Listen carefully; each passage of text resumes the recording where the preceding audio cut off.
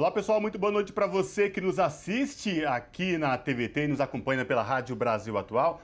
O Revista Brasil TVT começa agora com a minha apresentação Cosmo Silva e da minha colega e jornalista Maria Tereza Cruz. Boa noite, Maria Tereza. Boa noite, Cosmo. Boa noite a todos e todas que nos acompanham mais essa semana aqui no Revista Brasil TVT. E com a presença do ex-presidente Lula, as centrais sindicais realizam o 1º de maio em um ano decisivo para a classe trabalhadora. De forma unitária, as entidades organizam o evento neste domingo na Praça Charles Miller, diante do portão principal do estádio do Pacaembu, em São Paulo. As entidades propõem a revisão da reforma trabalhista de forma negociada, diferente do que ocorreu durante sua tramitação em 2017. O 1º de maio terá ato político e atividades culturais com a participação de artistas como Daniela Mercury, Francisca Elombre, Leci Brandão, Dexter, entre outros. No Revista Brasil TVT de hoje, nós vamos repercutir essa questão, bem como a decisão do Comitê de Direitos Humanos da ONU, que reconheceu a parcialidade do ex-juiz Sérgio Moro no processo contra o ex-presidente Luiz Inácio Lula da Silva, no âmbito da Operação Lava Jato. O órgão também determina ao governo brasileiro a reparação de todos os danos causados a Lula e a adoção de medidas de prevenção para evitar violações similares a qualquer outro cidadão brasileiro. E por falar no ex-presidente Lula, nesta semana ele concedeu entrevista coletiva a blogueiros, youtubers e jornalistas da mídia progressista. No programa de hoje vamos repercutir esse assunto e a 59ª Assembleia Geral da Conferência Nacional dos Bispos do Brasil, a CNBB, que terminou na última sexta-feira. E após a confirmação de sua vitória no segundo turno das eleições francesas, o presidente Emmanuel Macron fez um discurso em tom conciliatório.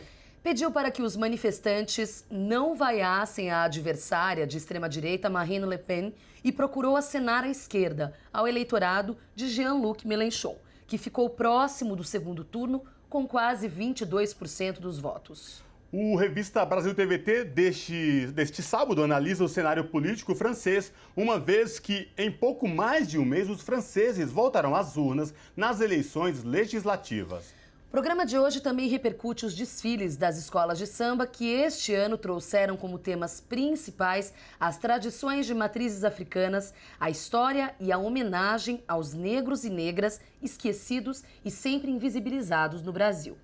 Das 26 agremiações do Rio de Janeiro e São Paulo que compõem o grupo especial, 15 destas trouxeram para a avenida a homenagem à cultura, à tradição e à história afro-brasileira.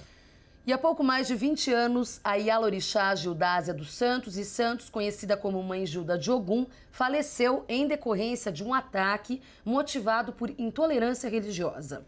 Mas os ataques que atingiram Mãe Gilda ainda fazem parte da realidade de praticamente das regiões de matrizes africana em todo o Brasil, viu? No programa de hoje também vamos repercutir essa questão e a intolerância religiosa, além do autoritarismo que vem se impondo no Brasil.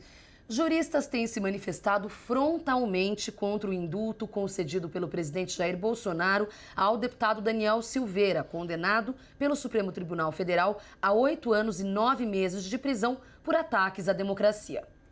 Todos consideram que a democracia volta a ser gravemente atacada com esse decreto do presidente. Você acompanha o Revista Brasil TVT também pelo nosso YouTube, youtube.com/redetvt. E com a presença do ex-presidente Lula, as centrais sindicais realizam o 1º de maio em um ano decisivo para a classe trabalhadora. De forma unitária, as entidades organizam o evento neste domingo na Praça Charles Miller, diante do portão principal do estádio do Pacaembu, aqui em São Paulo. Para falar sobre essa questão, nós conversamos agora com o Sérgio Nobre, que é o presidente nacional da Central Única dos Trabalhadores. Boa noite, Sérgio. Prazer falar contigo. Seja muito bem-vindo.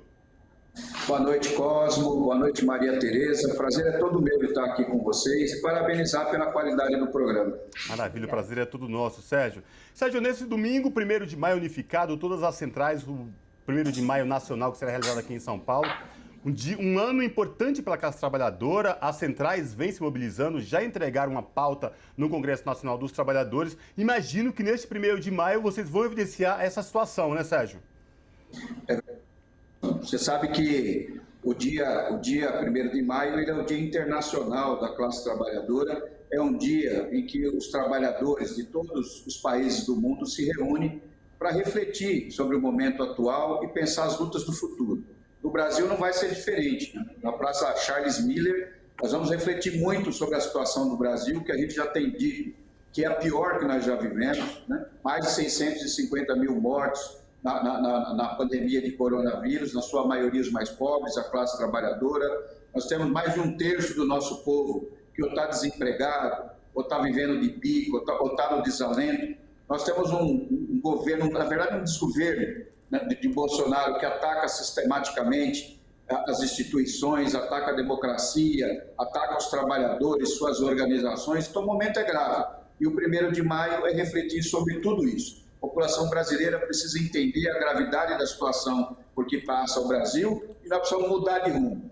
E não tem mudança de rumo com Bolsonaro governando. Então esse é o recado que nós queremos dar na Praça Charles Miller. Nós queremos uma praça lotada, com unidade de todo o movimento sindical, todas as centrais sindicais vão estar ali, querendo um Brasil novo, com democracia e mudança a partir das eleições desse ano, que serão decisivas para definir, né, o que será o Brasil nos próximos anos. Então esse é o grande desafio do 1º de maio. Sérgio, queria saber 2 coisas, 2 em 1 aqui a pergunta. A primeira, queria, Sérgio, que você comentasse a escolha da Praça Charles Miller. Achei emblemático, já foi, o 1º de maio já foi em outros locais, mas a escolha, então, deste local, na Zona Oeste, próximo da Avenida Paulista, em São Paulo, e a expectativa da presença do ex-presidente Lula? A escolha foi porque é um local histórico, né? Nós tivemos ali grandes manifestações, inclusive pelas eleições diretas. Então a gente queria dar esse simbolismo mesmo, porque de fato o momento que a gente vive é bastante grave. O Bolsonaro não esconde a sua intenção golpista, ele tenta colocar em dúvida o processo eleitoral, a urna eletrônica, que é uma referência no mundo em termos de eleições. Ele ensaia não reconhecer o resultado. Portanto, a democracia no Brasil está em risco e é hora da classe trabalhadora entrar em campo, porque a democracia é muito mais do que o direito, né, de votar, de se expressar. A democracia é uma sociedade que protege os trabalhadores, que gera novos direitos e que respeita os direitos. E é na democracia que os trabalhadores avançam nas suas organizações e em conquistas. Na ditadura é o contrário. Na ditadura, aqueles que são primeiros, né, são reprimidos, é a classe trabalhadora e as suas organizações. Por isso, da escolha do local simbólico, a Praça Charles Miller, cabe muita gente ali, e essa é a foto que a gente quer mostrar para o mundo, que a classe trabalhadora está unida e que não aceita Bolsonaro e que quer um Brasil novo. E sobre a expectativa para a presença do ex-presidente? O presidente Lula é a maior liderança, né? O presidente Lula é a maior liderança que a classe trabalhadora construiu no Brasil. Vencer as eleições, né? As eleições vão ser muito duras, mas é o presidente Lula que tem condições de vencer. Então essa história de terceira via não existe. Só tem uma pessoa capaz de derrotar o Bolsonaro e o bolsonarismo, que é o presidente Lula. Agora, vencendo, nós vamos ter um desafio maior, que é fazer o país voltar a recuperar empregos, o desenvolvimento, a democracia, o respeito do planeta que ele já teve um dia. E aí o presidente Lula é essa figura. Aliás, as eleições no Brasil têm uma expectativa muito grande em todos os países da América Latina, no mundo inteiro. Recentemente, a CUT fez um encontro internacional com várias centrais sindicais do mundo e todos são unânimes em dizer que a eleição no Brasil, a eleição do presidente Lula vai ser o fato mais importante para a classe trabalhadora no planeta, porque a vitória do Lula não é uma vitória dos trabalhadores brasileiros, é uma vitória de toda a classe trabalhadora no planeta. O mundo precisa de uma liderança que fale pela paz, pelos direitos humanos, pelos direitos da classe trabalhadora, e o Lula vitorioso, com a pujança do Brasil, pode ser essa liderança que está fazendo muita falta no mundo hoje. Sérgio, esse 1º de maio em especial, imagino que, né, nesse exemplo que vocês estão dando de unidade com as centrais sindicais, maiores centrais sindicais do Brasil, unidas em cima de um propósito, nós temos cada vez mais notícias desoladoras no que diz respeito à situação dos brasileiros e brasileiras, né? Fome, as pessoas correndo atrás de caminhão para pegar osso de lixo, desemprego batendo na porta do dia de milhões e milhões de brasileiros. E uma das pautas do 1º de maio é a revisão da reforma trabalhista, mas vocês deixam claro, uma revisão de forma negociada, diferente do que foi feito lá atrás. Fala um pouco mais para a gente sobre essa questão dessas bandeiras de vocês, especificamente da revisão da reforma trabalhista e a luta pela democracia no país, Sérgio. Na verdade, mais do que a revogação, que na verdade não teve uma reforma trabalhista, o que teve foi um desmonte da legislação trabalhista. O que houve no governo Temer e aprofundou no governo Bolsonaro foi a legalização da fraude, do desrespeito aos direitos da classe trabalhadora, e nós precisamos, na verdade, de uma nova reforma. Uma reforma que coloque a legislação trabalhista brasileira no século XXI, que seja uma legislação moderna, adequada a essa nova classe trabalhadora que saiu da pandemia com mudanças profundas. Nós precisamos ter uma legislação protetora, nós precisamos que o povo entenda que não há democracia, não há liberdade em nenhum país do mundo que não tenha um movimento sindical, uma sociedade civil organizada, portanto os sindicatos são importantes. Então esse é o debate que nós queremos fazer, nós precisamos de uma legislação nova. Nós não podemos mais, em pleno século XXI, ter mais da metade da classe trabalhadora sem proteção social, sem carteira assinada, na informalidade. Nós não podemos ter um terço do nosso povo que não tem renda suficiente para sustentar a família, vive de bico, trabalha 4, 3 horas por dia porque não tem emprego de jornada integral. Nós precisamos gerar emprego na engenharia, na ciência, na tecnologia, que é isso que nós queremos. Nós queremos produzir carro, avião, produto de alta tecnologia. É isso que o país precisa. E nós, infelizmente, estamos nos retrocedendo. O país está se desindustrializando de maneira muito rápida. Nós estamos voltando a ser o que a gente era na década de 50. Exportador de alface, exportador de laranja, exportador de minério de ferro e importador de máquinas, de equipamentos. Isso não assegura o futuro no Brasil. Nós temos que inverter isso. Então, esse é o recado que nós queremos dar. Certo. Sérgio, ainda sobre a luta dos trabalhadores, o processo de unificação e a pandemia, de unidade, não de unificação, né, de unidade das pautas, também esse 1º de maio marca, de certa forma, a volta das pessoas para as ruas, né? Já que, felizmente, embora a pandemia não tenha acabado, ela já arrefeceu bastante, felizmente também por conta da cobertura vacinal. Eu queria saber também um pouco da importância dessa luta da classe trabalhadora nas ruas, nesse processo de ocupação das ruas que acabou bastante prejudicado por conta do isolamento social. O principal instrumento de luta da classe trabalhadora é a sua capacidade de se mobilizar, de fazer manifestações. Isso é uma marca da classe trabalhadora. Então, nós estamos felizes, né, que nesse ano, depois da pandemia, nós vamos conseguir fazer o primeiro grande ato presencial. Isso nos alegra, porque nós vamos encontrar companheiros e companheiras. Aliás, né, o 1º de maio é muito bom por causa disso, porque encontram várias categorias ali, né, os metalúrgicos, os químicos, os professores, né, podem se entregar, trocar ideia, né, conversar sobre a realidade de cada um. Então, é um momento especial na nossa vida, né? Então, será um grande ato e esse é o recado que nós queremos dar. O momento que a gente vive é um momento muito, muito difícil e muito duro. O que colocou o Brasil nessa situação foi exatamente a ascensão da extrema-direita com a sua política de ódio, de discriminação, de endeusar o individualismo, de colocar o indivíduo acima do coletivo, de não ter solidariedade.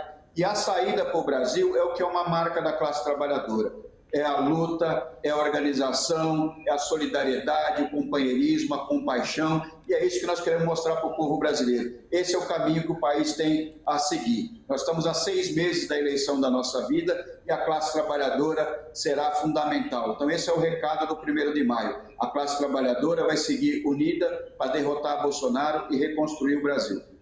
Sérgio, você falou de tudo isso, essas pautas dos trabalhadores neste dia tão importante, o Dia Internacional, né, dos Trabalhadores e das Trabalhadoras, esse ato nacional que vai ser realizado na Praça Charles Miller neste domingo, aqui na capital paulista, mas também é um momento de cultura, né? Porque o ato em si tem um ato político, as falas, as pautas da reivindicação dos trabalhadores, e aí, mas esse momento de alegria, de festividade com shows musicais, eu queria que você falasse para a gente também essa mistura, essa importância que faz parte e se faz necessário.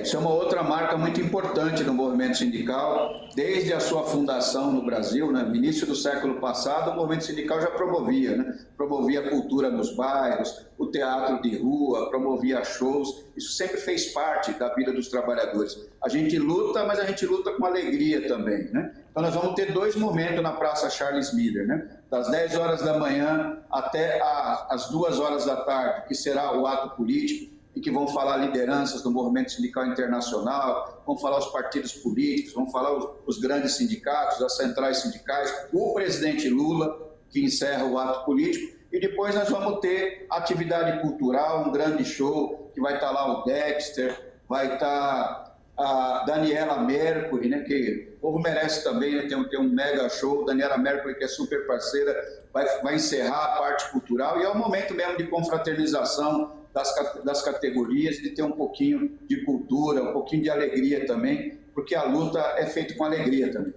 É verdade. Com certeza. E com isso, quero agradecer demais a participação do Sérgio Nobre, que é presidente nacional da CUT, trazendo, então, essas informações desse grande festejo, dia de homenagem e dia de luta também e de resistência da classe trabalhadora, 1º de maio. Sérgio, muito obrigada pela participação e até uma próxima oportunidade. Eu que agradeço, Maria, Cosmos, sempre um prazer estar aqui com vocês. E um abraço aí ao público da TVT. Abraço, Sérgio. Após a confirmação de sua vitória no segundo turno das eleições francesas, o presidente Emmanuel Macron fez um discurso em tom conciliatório. Pediu para que os manifestantes não vaiassem a adversária de extrema-direita, Marine Le Pen, e procurou assinar à esquerda ao eleitorado de Jean-Luc Mélenchon, que ficou próximo do segundo turno, com quase 22% dos votos. Para falar sobre essa questão, a revista Brasil TVT conversa agora com Florence Poznansky, que é cientista política e dirigente do partido de esquerda. Boa noite, Florence. Prazer falar contigo. Seja muito bem-vinda. Boa noite. Muito obrigada pelo convite. Prazer é todo nosso. Eu gostaria que você falasse para os nossos telespectadores aqui da TVT e ouvintes da Rádio Brasil Atual, essa situação aí envolvendo a eleição francesa. O atual presidente Emmanuel Macron, Marine Le Pen no segundo turno, vitória do Macron. Só que agora vai ter eleições legislativas. Para a gente entender melhor, dá um panorama de como vai ser essas eleições legislativas com essa votação tão acirrada no segundo turno, envolvendo Emmanuel Macron, do centro, e a Marine Le Pen, de extrema-direita. Sim, bom, tem muita coisa para dizer. Talvez voltar, de fato, ao contexto, né? O Macron estava disputando, né, a sua possível reeleição. O cenário mais provável era o que aconteceu, ou seja, o Macron sendo reeleito e disputar o segundo turno com a Marine Le Pen. O que criou realmente a surpresa foi a chegada do Mélenchon na porta do segundo turno, aumentando ainda mais seu voto, seu resultado, e se tornando a força principal de oposição política de esquerda agora. Na França, ocorreu, mesmo que a gente pode pensar, aconteceu a mesma coisa que em 2017, tudo bem, Emmanuel Macron e Le Pen no segundo turno, Macron ganhou. Mas o que aconteceu agora nessas eleições foi a comprovação de uma mudança radical na composição do quadro político francês, porque nós tínhamos em 2017 ainda as forças políticas, vamos dizer, tradicionais, ou seja, a direita conservadora e a social-democracia. E aí a força do Mélenchon era uma força diferente de esquerda, né, mais radical, mas que ainda se distinguia dessa social-democracia. O resultado do primeiro turno, ele é a comprovação de uma mudança total do quadro, onde seja a direita conservadora tradicional quanto a social-democracia foram totalmente derrubados, abaixo de 5%. E destacam-se, então, 3 blocos políticos, um que é o que você chama de centro, que seria a composição dessa direita, inclusive eu acho que uma expressão brasileira que se utiliza bastante é o extremo centro, né? E eu acho que ela se aplica muito bem na descrição do que é o programa Macron, né? Nessa ideia de centro, que na verdade continua sendo neoliberal, a extrema-direita da Marine Le Pen e esse novo bloco de esquerda radical que é composto hoje pela Unidade Popular. E aí eu não respondi a questão da legislativa, não sei se você quer fazer uma pergunta, eu posso falar sobre isso também. A gente vai querer, sim, claro, falar sobre isso, mas acho que para a gente terminar as eleições presidenciais, eu tenho uma curiosidade sobre a Marine Le Pen, que é o seguinte, Florence, Foi a terceira vez que ela tentou e a terceira vez que ela perdeu.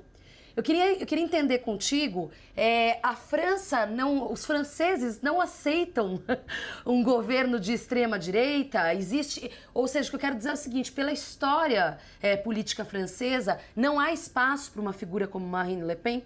E também gostaria que você contasse um pouco sobre ela, porque ela é uma figura curiosa, né? Ela parece uma tiazinha fofa, ela tem um Instagram de gatos, mas... Não é isso, ela tem um monte de gato, mas aí é o que eu brinco, né? Mas ela tem políticas aí bem complicadas, né? Bem questionáveis. Então, contar um pouco pra gente quem é essa pessoa que tenta tanto chegar ao poder na França e não consegue. Eu acho que nisso você tem razão no fato de que, mesmo que tinha um ódio grande contra o Macron perdeu votos em relação ao segundo turno de 2017 e havia uma possibilidade, inclusive um terço dos eleitores do Mélenchon tinha falado que eles anulariam o voto e o outro terço falou que iriam se abster. Então, só ia ter um terço dos eleitores que falavam que votariam. Isso era o esperado. Então, de fato, nisso aí havia uma incerteza. Mas, afinal, o resultado das urnas foi que a grande maioria dos eleitores do Mélenchon realmente foram votar Macron por medo. Eu, inclusive, pessoalmente, votei no Macron, porque eu não queria, de jeito nenhum, que essa possibilidade acontecesse. Porque a Marine Le Pen é a filha, né, do Jean-Marie Le Pen, que é um racista xenofóbico notório, que fez a guerra da Argélia, lutou contra a independência do povo argelino, e ela, portanto, que ela realmente conseguiu fazer uma campanha de desdiabolização, né, tornou-se um partido, vamos dizer assim, frequentável, ela ainda representa essa extrema-direita e ela tem, inclusive, dentro dos seus quadros políticos, gente que teve confrontos com militantes antifascistas, que ainda alimenta os grupos identitários de extrema-direita. Então, acho que esse imaginário não conseguiu fugir e também a questão da abstenção, né? Que isso é um problema trágico, porque, inclusive, ele faz que não há mudança radical atualmente, né? Houve todas as pessoas que hoje se abstiveram, elas identificaram, na verdade, que não há possibilidade de mudar os problemas da França pelas urnas, né? Então, elas estão deixando de se interessar na questão cidadã. E essas pessoas são as que são diretamente vítimas dessas políticas neoliberais, né? E o grande desafio nosso era tentar, né, da campanha do Mélenchon, era tentar envolver essas pessoas. Nós conseguimos, mas faltou ainda alguns votos. Então, a possibilidade de dizer, eu vejo que tem um monte de problema, mas eu não vou querer votar mais, faz que, na verdade, os que vão votar são os mais incluídos, os mais ricos, os mais velhos, que tendem a ter um voto mais conservador. Falou desses três blocos que se formaram com essa eleição na França agora, de centro, extrema-direita e de esquerda, né, com esses quase 22% de Jean-Luc Mélenchon. Qual é o cenário para as eleições legislativas a partir de agora? Onde o Jean-Luc Mélenchon se insere neste quadro, Florence? O que está acontecendo agora é alguma coisa bem interessante, eu acho, mas bem histórico também, né? As eleições legislativas, elas até então, elas não eram assim um marco importante. A França vive um sistema presidencial e o Mélenchon, ao sair, né, então ao enxergar, né, esse terceiro bloco, ele jogou um desafio. Ele falou, então vocês não quiseram me eleger presidente, então vocês vão me eleger primeiro-ministro. Porque, na verdade, acontece que o parlamento, né, a maioria no parlamento que permite designar o primeiro-ministro. Então, ninguém elege o primeiro-ministro é escolhido pelo presidente, mas ele deve ser aprovado pelo parlamento. Então, se tem uma maioria de uma tendência política, o primeiro-ministro torna-se o oriundo, né, dessa maioria. E aí, durante o primeiro turno, inclusive foi também um dos fatores que talvez fez que a gente não conseguiu chegar no segundo turno, é que não conseguimos envolver todas as organizações políticas, né? Ficaram algumas organizações políticas de fora que fizeram resultados muito baixos, né? O próprio Partido Socialista, o Partido Comunista, o Partido Verdes. E aí a ideia foi assim, já que nós agora temos a responsabilidade de estar liderando esse novo bloco político, nós vamos, dentro dessa unidade popular que está se construindo, que pretende se tornar um novo bloco político de esquerda de oposição, nós vamos discutir para construir uma unidade popular maior e alcançar um bloco majoritário que poderá indicar o Mélenchon como primeiro-ministro. Então, esse é um projeto que faz que nós estamos chamando de terceiro turno, né? E que deixa essa eleição legislativa com uma outra dimensão em termos de expectativa política que antes não existia. Então, nós estamos agora disputando esse terceiro turno. Florence, é possível a gente entender e compreender que agora, como você bem falou, um terceiro turno, que as esquerdas realmente, de fato, trabalhem unidas e aí que as pessoas que deixaram de votar, que antes votavam na esquerda, vão votar aí nas eleições legislativas que vão acontecer na França há pouco mais de um mês? É possível entender esse quadro novo que se forma, que se desenha? Não é simples, porque todas essas formações políticas entenderam, estão negociando, faz 2 semanas que essas organizações estão se reunindo, etc. Então, o desafio é grande, mas é verdade que essas organizações, elas também têm bases políticas históricas, principalmente o Partido Socialista, que fracassou, né? Inclusive teve um voto historicamente abaixo do Partido Comunista. Eu acho que isso é um marco histórico, de alguma forma. Mas eles têm alguns caciques locais, né? A eleição legislativa na França é como um voto distrital. Então, cada distrito, são mais de 500 distritos, cada distrito elege uma pessoa no voto majoritário por 2 turnos. Então, não é fácil ganhar, né? Você tem que disputar uma eleição.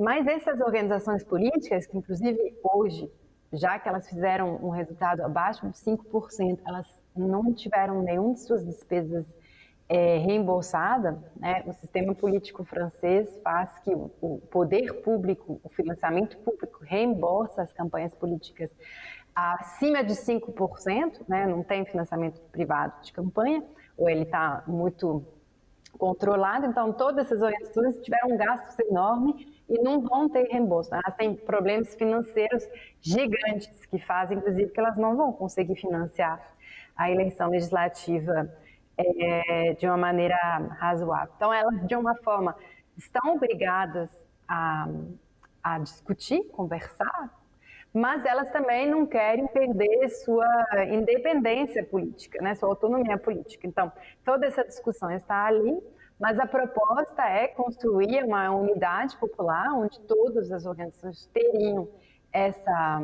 esse espaço, essa possibilidade de disputar, para a gente alcançar a maioria. É esperado, portanto, que haja menos participação política na eleição legislativa do que na eleição presidencial. Isso é comprovado, a abstenção ela sempre é maior e a eleição que mais consegue envolver a participação popular é presidencial. Então, nós já esperamos um pouco isso. Portanto, não quer dizer que não vai ter participação e que esse desafio do terceiro turno não possa criar uma participação, sim. Perfeito. Tá certo. Conversamos com a cientista política Florence Posnanski. Florence, muito obrigada pela participação e até uma próxima oportunidade aqui no Revista Brasil TVT. Obrigada. Abraço. Abraço. Os desfiles das escolas de sambas deste ano trouxeram como temas principais as tradições de matrizes africanas, a história e a homenagem aos negros e negras esquecidos e sempre invisibilizados no Brasil. Das 26 agremiações do Rio de Janeiro e de São Paulo, que compõem o grupo especial, 15 delas trouxeram, por exemplo, para a Avenida, homenagem à cultura, à tradição e à história afro-brasileira.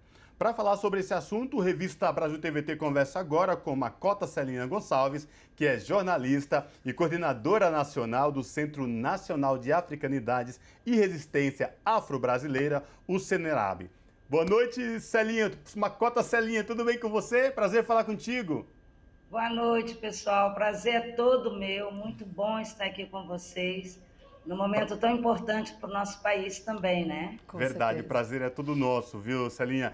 Eu queria que você falasse para a gente, exatamente aqui para os nossos telespectadores da TVT e ouvintes da Rádio Brasil Atual, o que foi esse carnaval, o que foi esses desfiles das escolas de sambas, remetendo às nossas ancestralidades do povo negro, da africanidade, e que gerou muita discussão ao longo dos desfiles, tanto no Rio como aqui em São Paulo. Na verdade, como eu mesma escrevi num artigo, eu disse que esse foi o carnaval da diferença, né? É um carnaval pós-pandêmico, fora de época, um carnaval pós quarta-feira de cinzas, né? Então, todo um processo já que fala que ia ser diferente. Mas o mais inusitado é a vitória, para mim, do olhar para a diversidade da tradição de matriz africana, para mais de 54% da população deste país, da nossa cultura. E eu sempre vou dizer, a cultura popular, mais uma vez, nos dá um banho, né, de educação, de civilidade e de reconhecimento. Então, para mim, esse carnaval ele foi um ícone, né? Primeiro porque ele trouxe a desmistificação de um dos ícones da tradição de matriz africana, Exu. Sim. Então, é muito bom poder falar bem daquilo que nós vivenciamos, da nossa alegria de ser de matriz africana, sem precisar falar mal de nenhuma religião, nem mesmo daqueles que nos discriminam. Exato. Com certeza. Isso que você falou agora até me arrepiou, né? Porque é o que eu falo de reforço positivo, né? Na psicologia a gente fala isso, né? Que são as pautas afirmativas. E eu queria falar justamente do Exu da Grande Rio, que deu vitória inédita no grupo especial para a Escola Grande Rio. É muito louco, as pessoas usam essas mitificações, essas mentiras contadas e construídas, que estão muito embasadas, claro, no racismo religioso, fazem da figura de Exu a coisa de ser algo ruim, de ser uma energia ruim. E, no entanto, Exu entrou, abriu o caminho e trouxe a verdade para essa avenida e para a população de uma forma geral. Eu queria saber qual o significado, na sua leitura, dessa vitória, desse reconhecimento da vitória de uma escola de samba que traz o que eu costumo dizer, o orixá ou a entidade mais injustiçada, vamos dizer assim, né, dentro das religiões de matriz africana. Na verdade, mais interessante é que a escola também é de um lugar onde há muitos ataques às tradições de matriz africana, né? A Grande Rio vem de um quilombo, uma das cidades com maior concentração de tradição de matriz africana. Tudo isso é muito significativo. Mas, para mim, o mais inusitado é olhar para aquele ator que, na verdade, interpretou magnificamente Exu e poder ver que ele representa exatamente o olhar do escárnio que Exu tem para com o racista. Porque é o mais discriminado de todas as entidades do panteão africano e é a mais irreverente. E, na verdade, é a mais humana de todas essas entidades do nosso panteão, né? Então, Exu, ele é o mercúrio do povo negro. E talvez justamente por essa humanidade que ele traz no olhar, na vivência, das fragilidades da nossa humanidade, é que faz com que ele seja tão discriminado. Mas, na verdade, Exu, ele é o princípio, né? E eu gosto sempre de dizer que nós temos que ser um eterno problema para a psicologia moderna. Nós temos que ter elevado excesso de autoestima sempre. E, para mim, poder homenagear Exu na avenida é exatamente falar isso. O problema do racista é um problema dele, não é meu. Exato. Não é de nós macumbeiros. Sim. Né? O problema da cristandade, da endemonização de Exu, é um problema do cristão. Até porque na minha tradição, na minha religião, não existe essa personagem. Sim. Eu tenho 32 anos de iniciada na matriz africana, eu nunca vi nenhum pai, nem nenhuma mãe, nem ninguém expulsar o capeta de dentro de terreiro. Até porque nós não acreditamos nessa personagem. Claro. Então, na verdade, o racismo tenta nos impor suas próprias fragilidades. É uma inversão de valores, né? Eles têm muito problema com essa questão dessa dualidade, céu e inferno, Deus e diabo. Nós não temos. E eles tentam nos impor isso até como uma forma de aliviar suas consciências. E, na verdade, no fundo também tem um forte quesito de inveja da gente viver tão bem com a nossa tradição, com a nossa ancestralidade, com a nossa forma de rezar. Eu sempre digo que eu não tenho culpa se eu rezo com alegria e com felicidade. Claro. Se eu rezo cantando, batendo palma, dançando, comendo, bebendo, eu não tenho culpa. A culpa está do lado de lá, né, Celinha? Não pode ser meu. Até porque culpa é uma coisa bem cristã. Claro, enfim. E Celinha? Nós não temos esse conceito de culpa.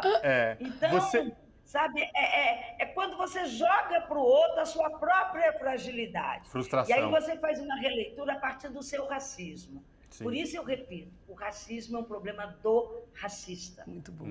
Celinha, e nós estamos falando de Exu, o tema principal da grande campeã Grande Rio, lá de Duque de Caxias, da Baixada Fluminense do Rio de Janeiro. Mas aqui em São Paulo também, a gente teve uma campeã que também trabalhou questão da ancestralidade de matriz africana, com a história das águas e Iemanjá, que foi lindo, foi maravilhoso, né?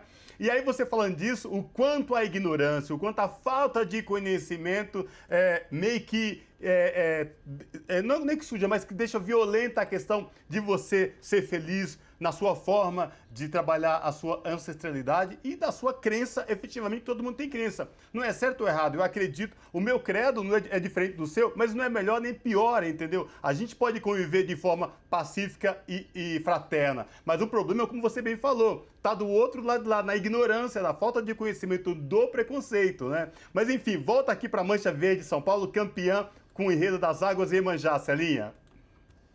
Na verdade, eu falo o seguinte, que foi um tapa na cara do racista esse carnaval fora de época. Porque, na verdade, ele trouxe para o contexto de uma sociedade extremamente racista, intolerante, com crescendo exorbitante do nazifascismo, uma coisa que é a felicidade dos negros e das negras. E a nossa preocupação com a Terra, com o nosso planeta, com a vida, com a liberdade, com a democracia. Porque a nossa tradição é isso.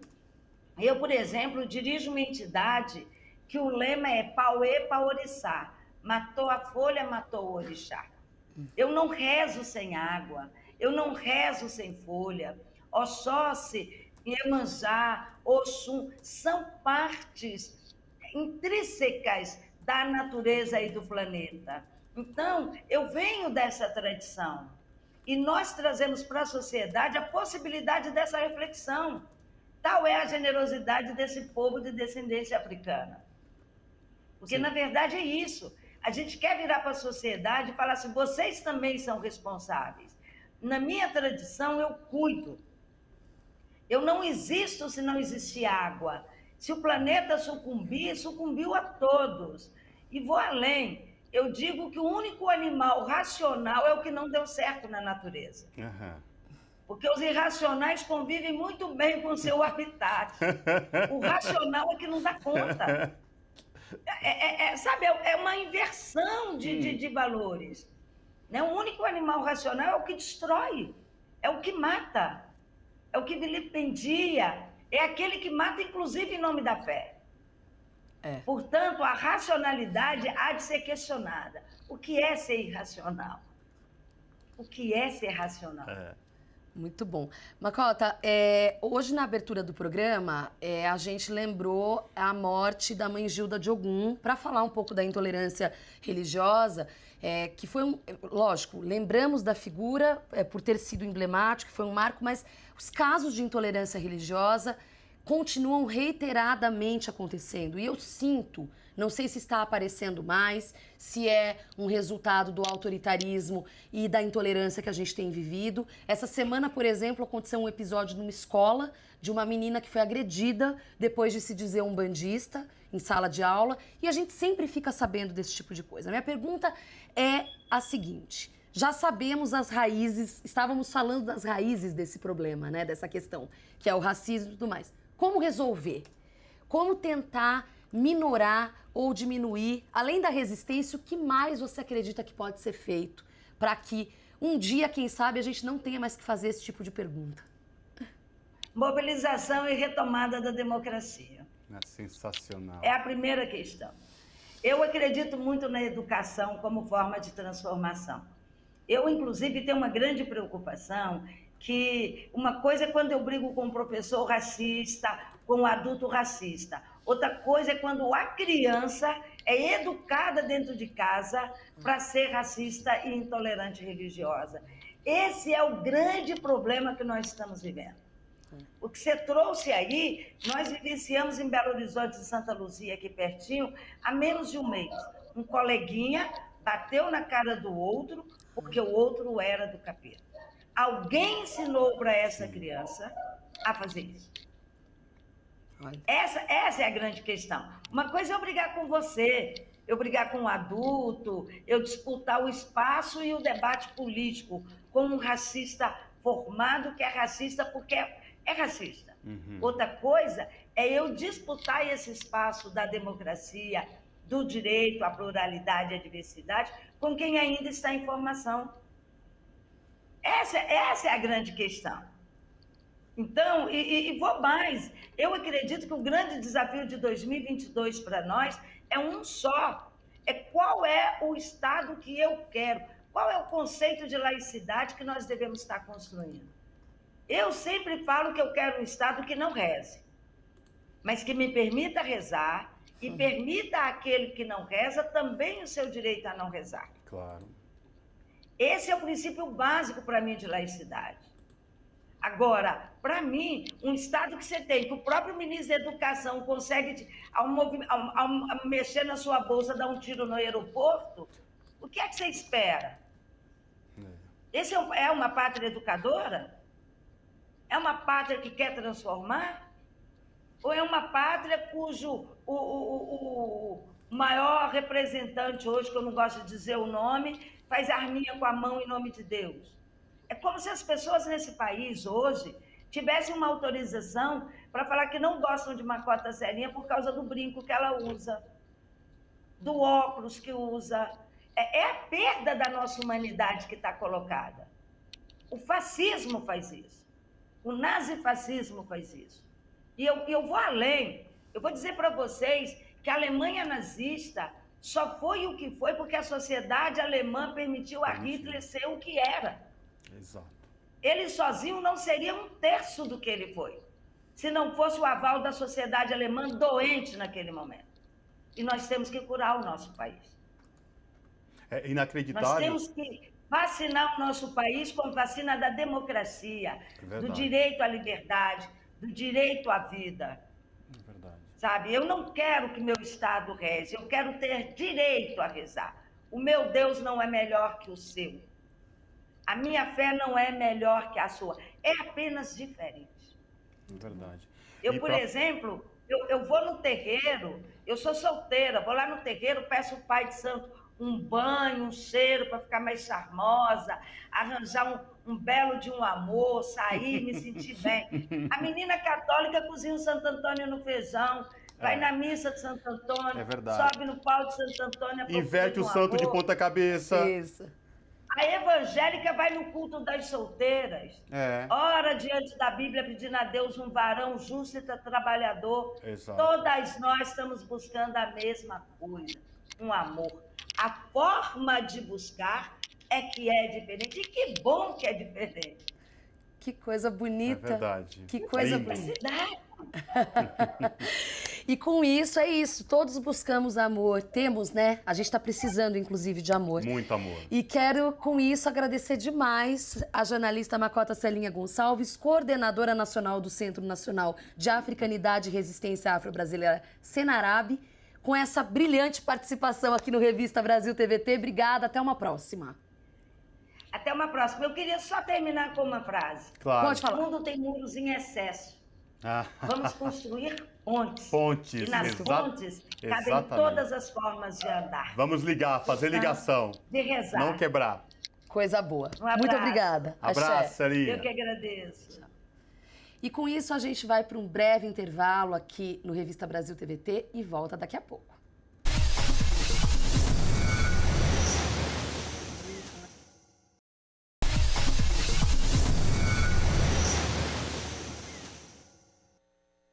De volta com Revista Brasil TVT, aqui na TVT e na Rádio Brasil Atual. O Comitê de Direitos Humanos da ONU reconheceu parcialidade do ex-juiz Sérgio Moro no processo contra o ex-presidente Luiz Inácio Lula da Silva no âmbito da Operação Lava Jato. O órgão também determina ao governo brasileiro a reparação de todos os danos causados a Lula e a adoção de medidas de prevenção para evitar violações similares a qualquer outro cidadão brasileiro. Para repercutir essa questão, nós conversamos agora com Paulo Sérgio Pinheiro, que foi secretário de Estado de Direitos Humanos do governo de Fernando Henrique Cardoso e professor aposentado do Departamento de Ciência Política da Universidade de São Paulo. Boa noite, professor Paulo Sérgio Pinheiro. Prazer falar com o senhor. Seja muito bem-vindo. Obrigado pelo retorno. Professor, esta semana, esta decisão do Comitê dos Direitos Humanos da Organização das Nações Unidas, em que beneficia o ex-presidente Lula, por tudo que aconteceu durante a Operação Lava Jato. Professor, eu queria que o senhor trouxesse para a gente o que significa essa decisão do Comitê dos Direitos Humanos da ONU e o que ela impacta especificamente aqui no governo de Jair Bolsonaro e para o presidente Lula.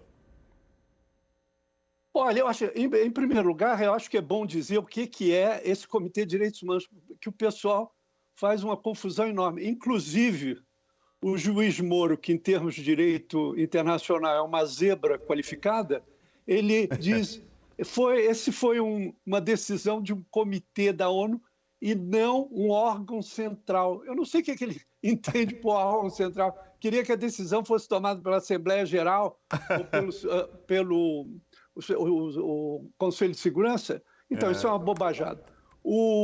A decisão foi tomada pelo Comitê de Direitos Humanos, que é o órgão que acompanha o Pacto Internacional de Direitos Civis e Políticos, que entrou em vigor lá por 1976, durante a ditadura militar. O governo militar não ratificou, quer dizer, isso tem que passar pelo Congresso, tem que assinar e ratificar. A ditadura militar, por razões óbvias, não assinou nem ia ratificar esse tratado. O tratado, afinal, foi ratificado no governo Collor em 1992 e em 2009, eu vou dizer algo que está ligado à decisão sobre o ex-presidente Lula, o Brasil ratificou o protocolo facultativo. O que é isso? É um adendo à convenção, ao pacto, que permite que os estados sejam examinados, reclamações de indivíduos dos estados sejam examinados pelo comitê. Então, em 2016, como saíram duas decisões em favor do presidente Lula, foi uma bobajada só, dizendo que não é obrigatório, isso aí não vale coisa nenhuma. É bobajada. Foi uma vitória da maior importância. São 18 experts, não são funcionários da ONU, não tem nada a ver com o Alto Comissariado de Direitos Humanos, nem com o Conselho de Direitos Humanos, onde estão os 47 países. Isso é para clarificar a questão. Eu continuo em seguida a vocês falarem alguma coisa. Professor, obrigada. Não, é bem importante, sim, porque logo que saiu a notícia, é claro que a horda de bolsonaristas que não descansa no Twitter começou a tentar desqualificar justamente essa decisão tão importante, justamente por causa da confusão que o senhor muito bem explicou. Queria seguir ainda sobre como essa decisão... A gente já estava, né, na verdade, professor, percebendo quando das decisões do STF que julgaram aí a imparcialidade de Sérgio Moro, que acabaram resultando na inocência do ex-presidente Lula, né, no término, né, na exclusão, por assim dizer, dos processos, a gente já estava, claro, caindo a ficha, né, de que a Lava Jato foi aparelhada politicamente e que o resultado desse governo, do que estamos vivendo hoje, também tem a ver com isso.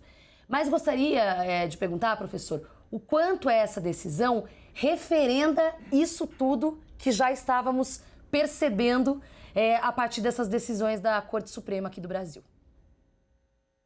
Olha, a vitória do ex-presidente Lula, por suposto dos seus ótimos advogados, o Cristiano e a Valesca Martins, ele ganhou em todas as frentes da reclamação. Basicamente, eu vou dizer isso rapidamente para clarificar e justificar o que eu vou dizer, a questão do direito à liberdade, a proteção da privacidade, um julgamento justo e imparcial e a presunção de inocência e a garantia dos direitos políticos.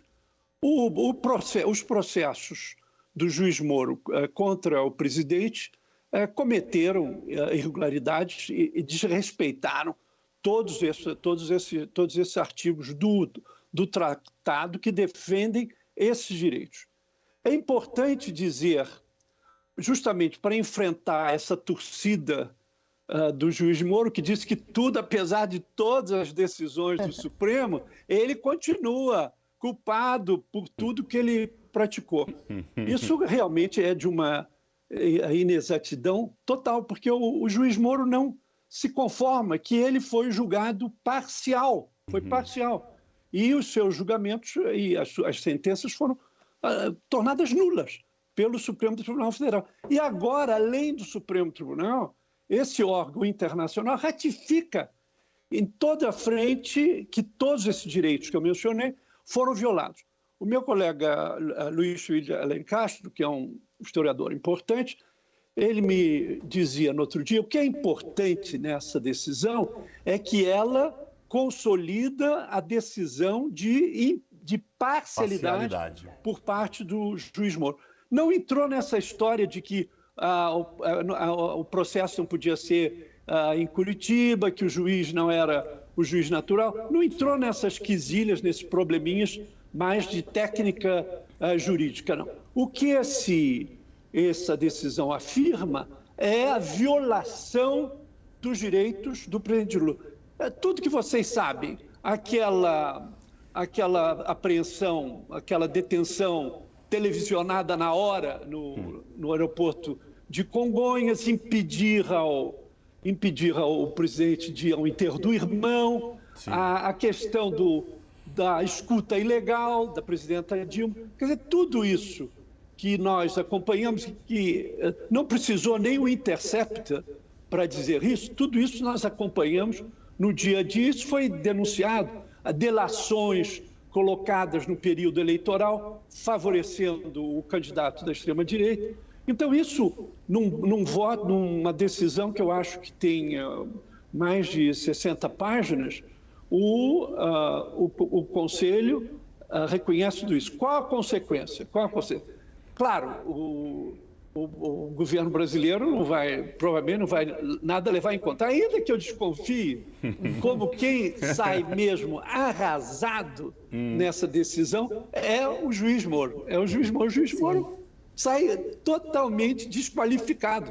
Por isso que ele fez essa notinha ridícula, dizendo não foi de um dos órgãos centrais da ONU. É uma bobajada, ele não entende absolutamente nada disso. Então, mas para responder você, o que o Conselho diz que o governo brasileiro deve traduzir, porque o português não é língua oficial, deve traduzir essa decisão, deve divulgar justamente para disseminar no sistema judicial e na população o valor de um processo imparcial e com direito à defesa. É o que se chama o devido processo da lei. Então, na decisão, o Conselho faz essas várias sugestões e tem um prazo grande. Talvez até fique para o próximo governo. Se o próximo governo for o que nós esperamos, aí o governo vai ter a possibilidade de cumprir tudo isso. Eu descreio que esse governo de extrema-direita vai levar em conta. Só no que diz respeito a ferrar o juiz Moro. Isso Brasília vai fazer alegremente, alegremente. Mas, fora isso, eu duvido que isso seja cumprido. Porque o governo não respeita. E vários tribunais, eu não quero pichar nenhum tribunal mais alto, que são os nossos aliados atualmente, mas no momento que foram dadas em 2018, não sei se vocês se lembram, que o presidente tinha que participar como candidato, que tinha que participar dos debates políticos, e esse conselho foi, não, nada disso é obrigatório, o Brasil não precisa nem levar em conta, o que é uma ignorância total. E nós achamos que com esse pedido de difusão das decisões, diminua essa ignorância por parte das faculdades de direito, os advogados, os juízes, etc. Que não, a honra seja feita a alguns tribunais superiores, como o próprio Supremo Tribunal Federal, tem em vários julgamentos levado em conta a normativa, quer dizer, os tratados, que tem vários tratados de direitos humanos contra a tortura, contra a violência das mulheres, a favor dos direitos da criança, e em algumas decisões as normas internacionais, como deve ser, têm sido levadas em conta. Mas é uma vitória espetacular. E sinal disso é que eu vi no Jornal Nacional, lendo praticamente a sentença, não é? Dizendo que os 580 dias foi uma prisão ilegal, que foi ilegal ele não participar. Então, pelo menos essa grande organização televisiva do horário nobre reconheceu isso. Mas esse governo, nem vão se manifestar. A grande imprensa tem sido razoável no reconhecimento. Quer dizer, na Folha, não para me gabar, mas eu mesmo publiquei um artigo. A Folha publicou um artigo meu, e outro do Reinaldo Azevedo, muito longo, entrando em todos os detalhes, e a cobertura foi irrepreensível. Inclusive, professor, desculpa te interromper, mas é porque no artigo que o senhor escreveu, muito bom, o senhor fala sobre todas essas ilegalidades, e uma coisa que me chama a atenção é justamente o fato do impedimento de Lula de ter participado das eleições. Do processo eleitoral. Porque não é apenas um impedimento, é a história do Brasil, porque talvez a história do Brasil tivesse sido outra, né, professor? Exato. Não, isso que você está mencionando, é justamente essa escalada, essa desconsolidação da democracia. A palavra é um pouco palavrão. Quer dizer, essa democracia que não se confirma com todo esse retrocesso extraordinário, a destruição dos conselhos onde está a sociedade civil, o racismo, o antidireitos das mulheres. Quer dizer, essa escalada é o maior retrocesso que já houve desde a Constituição de 1988. Isso é fruto direto do desrespeito em relação aos direitos do presidente Lula. Quer dizer, não é só o problema da lesão individual ao presidente Lula, porque as lesões individuais, essas violações de direito quanto a ele, na verdade, foram violações que contribuíram para esse governo de extrema-direita destruir a democracia que estava sendo consolidada até o impedimento da presidenta Dilma, quando começa a fase golpista com o então vice-presidente e depois com a eleição do governo de extrema-direita. Perfeito. Professor, infelizmente nosso tempo se esgotou. Esse foi o professor Paulo Sérgio Pinheiro, que foi secretário de Estado de Direitos Humanos no governo Fernando Henrique Cardoso e é professor aposentado do Departamento de Ciência Política da Universidade de São Paulo. Prazer enorme em revê-lo. Obrigada pela participação. Até uma próxima. Até uma próxima. O prazer foi todo meu. Boa noite para vocês. Até a próxima. Tchau, tchau. E nesta semana, o ex-presidente Lula concedeu uma entrevista coletiva a blogueiros, youtubers e jornalistas da mídia progressista. E a nossa colega Thalita Galli, que é jornalista e apresentadora do Bom para Todos aqui na TVT, participou desta coletiva de imprensa. Boa noite, Thalita. Prazer falar contigo. Agora te entrevistando do outro lado. Tudo bem? Tudo bom, Cosmo? Tudo bom, Maria? Tudo Maior bem. honra estar aqui com vocês. É sempre um prazer participar do Revista. E agora nesse outro papel, né, de entrevistada, que eu já adianto, não é o papel que eu me sinto mais confortável, sabe? Acho que vocês entendem. Eu estou sempre no papel de questionar, mas estou aqui para tentar contribuir um pouco com vocês também. Thalita, a gente estava falando agora há pouco com o professor Paulo Sérgio Pinheiro, né, que foi secretário de Estado dos Direitos Humanos no governo de Fernando Henrique Cardoso e também professor aposentado da Universidade de São Paulo, falando sobre essa questão do Comitê de Direitos Humanos da ONU. Você participou da coletiva de imprensa antes desta decisão do comitê, né? Então, vamos falar um pouco desta coletiva. Você esteve lá presente, mas já havia uma expectativa no ar dessa decisão do comitê da ONU, não é, Thalita? Não havia, Cosmo. Eu estava doida por essa notícia. Saiu um dia depois. Eu até brinquei. Se tivesse essa notícia ali na coletiva, é claro que a gente ia rolar em cima, né? Deitar e rolar em cima. Então, mas não tínhamos essa notícia. A gente tinha uma expectativa grande, na verdade, existia, né, uma expectativa em relação a Lula falar sobre o caso Daniel Silveira, na verdade, né, porque ele tinha saído ali no final de semana, Lula não tinha dito nada, né, até segunda-feira, e daí na terça-feira ele se pronunciou pela primeira vez em relação ao caso Daniel Silveira. Diz que foi um ato estúpido de Bolsonaro, né, que quis fazer graça ali, concedendo o indulto a Daniel Silveira. Então isso repercutiu bastante, porque foi, de fato, o primeiro momento em que ele falou sobre esse caso Daniel Silveira. E me chamou bastante atenção ali no momento, né? Repercutiu muito na grande mídia e nas mídias progressistas também esse fato. Mas não tínhamos ainda essa questão específica da ONU e relativa a Sérgio Moro e relativa a todo esse processo que Lula tem sofrido, né? E que desde o princípio ele tem se posicionado, ele tem tido muita confiança na justiça. Então, realmente foi um fato muito importante, mas eu não tinha essa notícia ali. Isso, né, Thalita? Porque era a notícia que ia poder ser repercutida, né, naquele momento. Da semana, inclusive, né? Exatamente. Thalita, eu queria saber um pouco do clima desse encontro. Isso porque a gente sabe que os convidados, os comunicadores, youtubers, influenciadores, foram ali selecionados, escolhidos. Acho que é importante dizer isso também, né? São pessoas que trabalham com a comunicação progressista no país. Isso inclui a gente, isso inclui você. Mas eu queria que você contasse um pouco, porque tinham jovens influenciadores, né? Pessoas que estão fazendo sucesso no YouTube, no TikTok, no Twitter. Quem eram essas pessoas? Como que estava o clima? E como foi essa relação com o ex-presidente Lula? Olha, foi muito bacana, né? Porque, de fato, reuniu esse pessoal youtuber e nós, jornalistas da imprensa progressista, né? Então, entre nós estávamos a TVT, né? Eu representando a TVT, Rádio Brasil Atual, o Fernando Brito, do Tijolaço, também participou ali com a gente, a Nina Fidelis, do Brasil de Fato, e a Conceição, que é do Viomundo. Então, éramos em 4 jornalistas. E os youtubers, foi muito bacana porque teve uma representatividade grande em relação a várias partes do Brasil.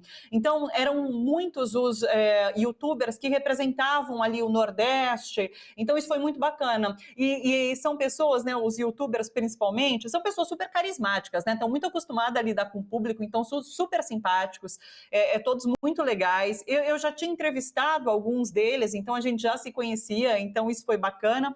E eles, assim, vendo Lula, muitos, pela primeira vez, então foi uma relação muito bacana, né? Eu entendo o João, que é do Clique Política, do portal Clique Política, e ele falou, ele estava assim muito animado, muito entusiasmado, porque foi a primeira vez que ele teve esse contato com o presidente Lula, né? Ele veio do Nordeste, não me lembro de qual estado agora, mas ele estava bastante animado, isso foi muito bacana. A Rony Telles também estava lá, do canal Rony Telles também, tem uma super repercussão na internet. A gente estava com o Carlito, historiador também, que tem um canal em que ele fala bastante sobre política, além de falar sobre história. E a gente tinha 2 jovens ali, que é o Luídio, do Luídio Verso, e a Laura Sabino, que também tem um canal ali que fala muito com juventude. Principalmente esses 2, né, que tem um canal assim, muito voltado para a juventude, né, que tem essa questão geracional de fato. E foi muito bacana, porque é isso, eu acho que Lula e a campanha tem essa intenção, de fato, de conversar com a juventude, né? A gente tem acompanhado esse processo, até agora, dia 4 de maio, os jovens de 16 anos têm esse prazo para tirar título de eleitor e está todo mundo muito forte nessa campanha, né? Então, trazer os jovens, trazer esses canais que têm a ampla divulgação entre juventude, entre jovens, foi bastante interessante. E eles, claro, fizeram questionamentos ali que tem a ver também com esse público, né? A Laura trouxe esse questionamento de criar pontes com a juventude. Lula citou bastante Heliópolis, né? Aquela visita que ele fez a Heliópolis, em que ele esteve reunido, inclusive, com a juventude negra, periférica, organizada, e que foi um momento bastante importante da campanha, né? Para se aproximar em relação, na minha opinião, para se aproximar com a juventude, né? Então, é isso, era um clima bastante interessante, muito legal.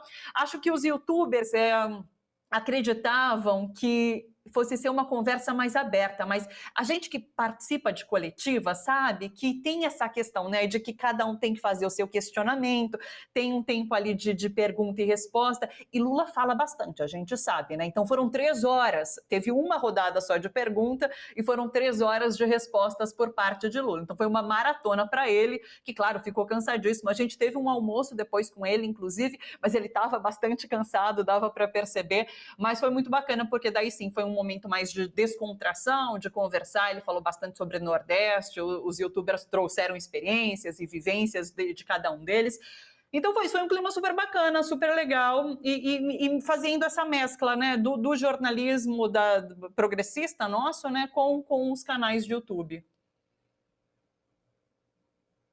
Da coletiva, né, do ex-presidente Lula, estava aqui fechando o jornal da rádio e tal, e aí naquela mais ouvindo o tempo todo.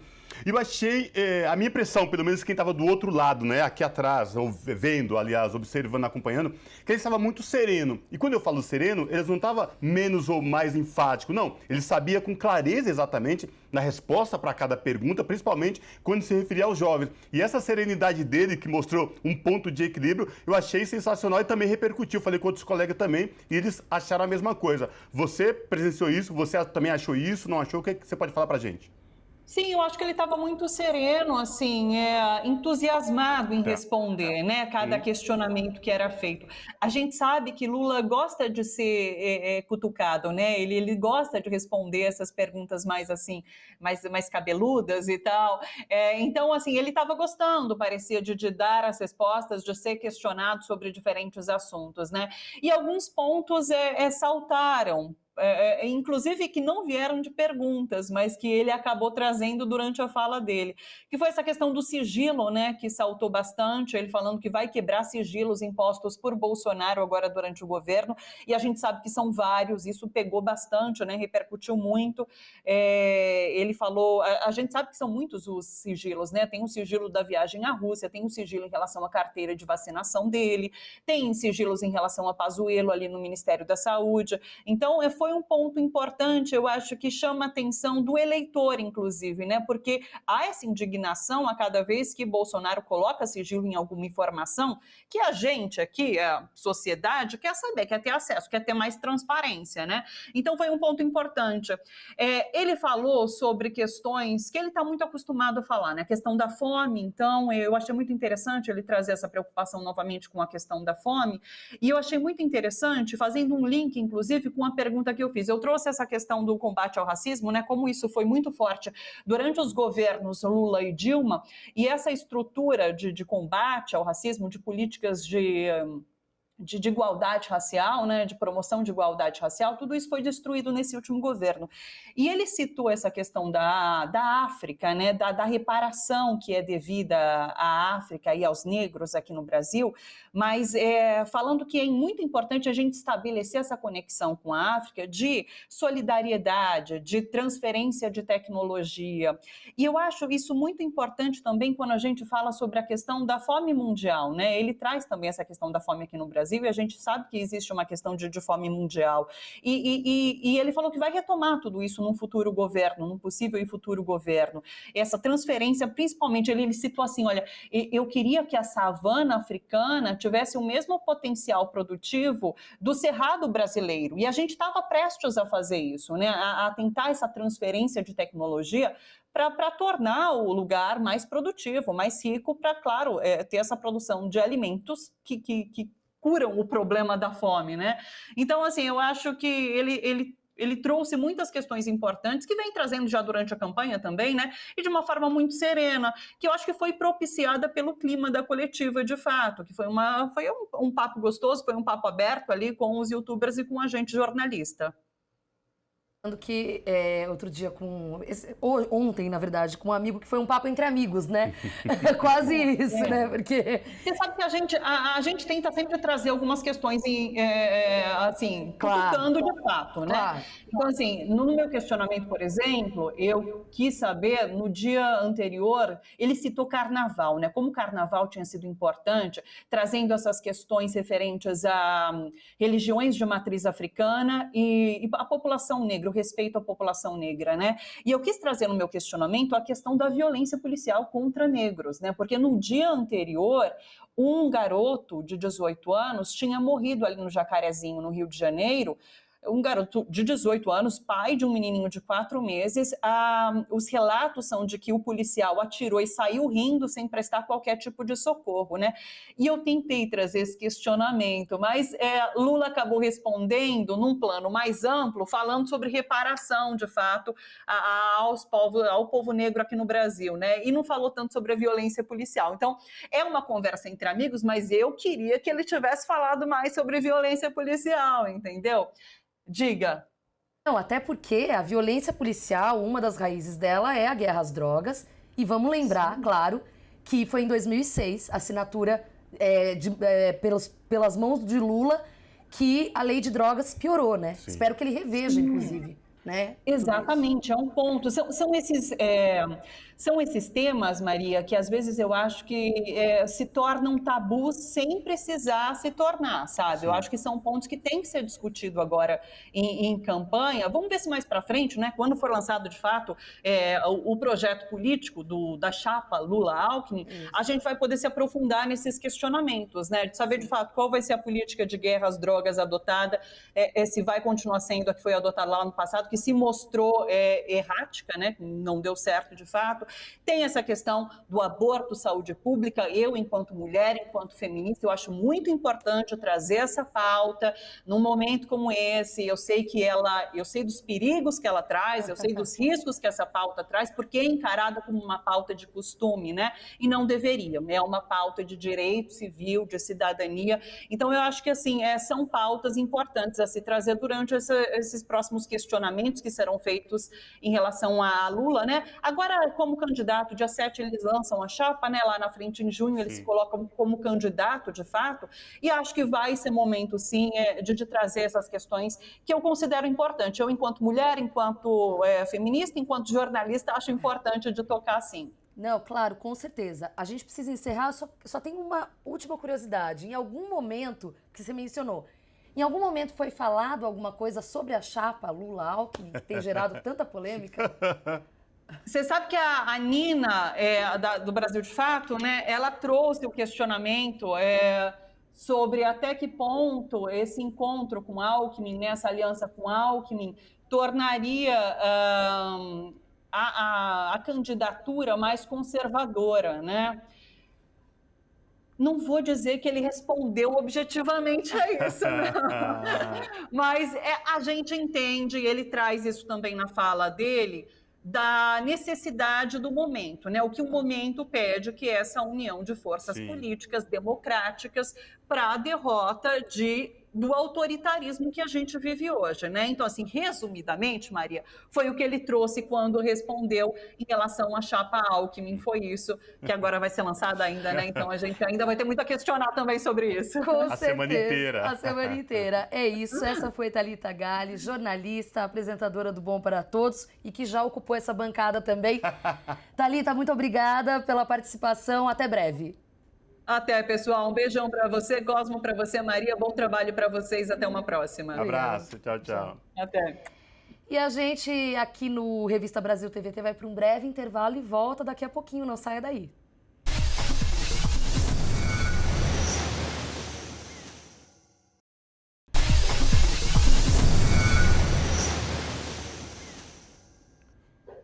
De volta com Revista Brasil TVT, aqui na TVT e também na Rádio Brasil Atual.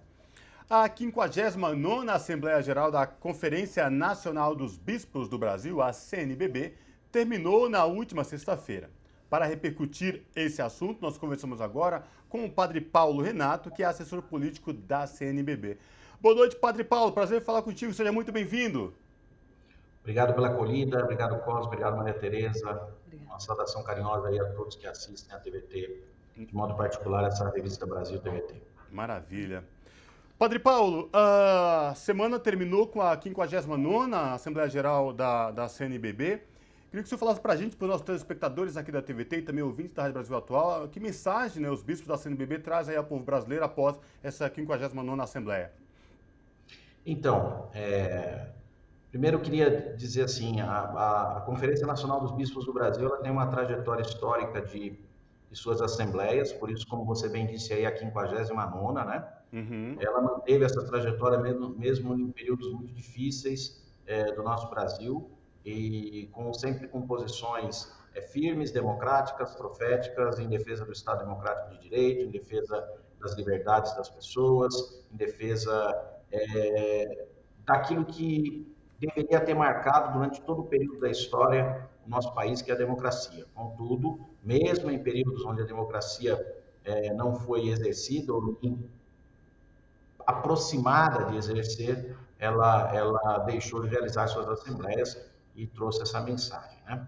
Nós terminamos hoje a assembleia, os bispos emitiram uma tradicional mensagem ao povo brasileiro, agora ao final da nossa assembleia, né, que terminou na sexta-feira.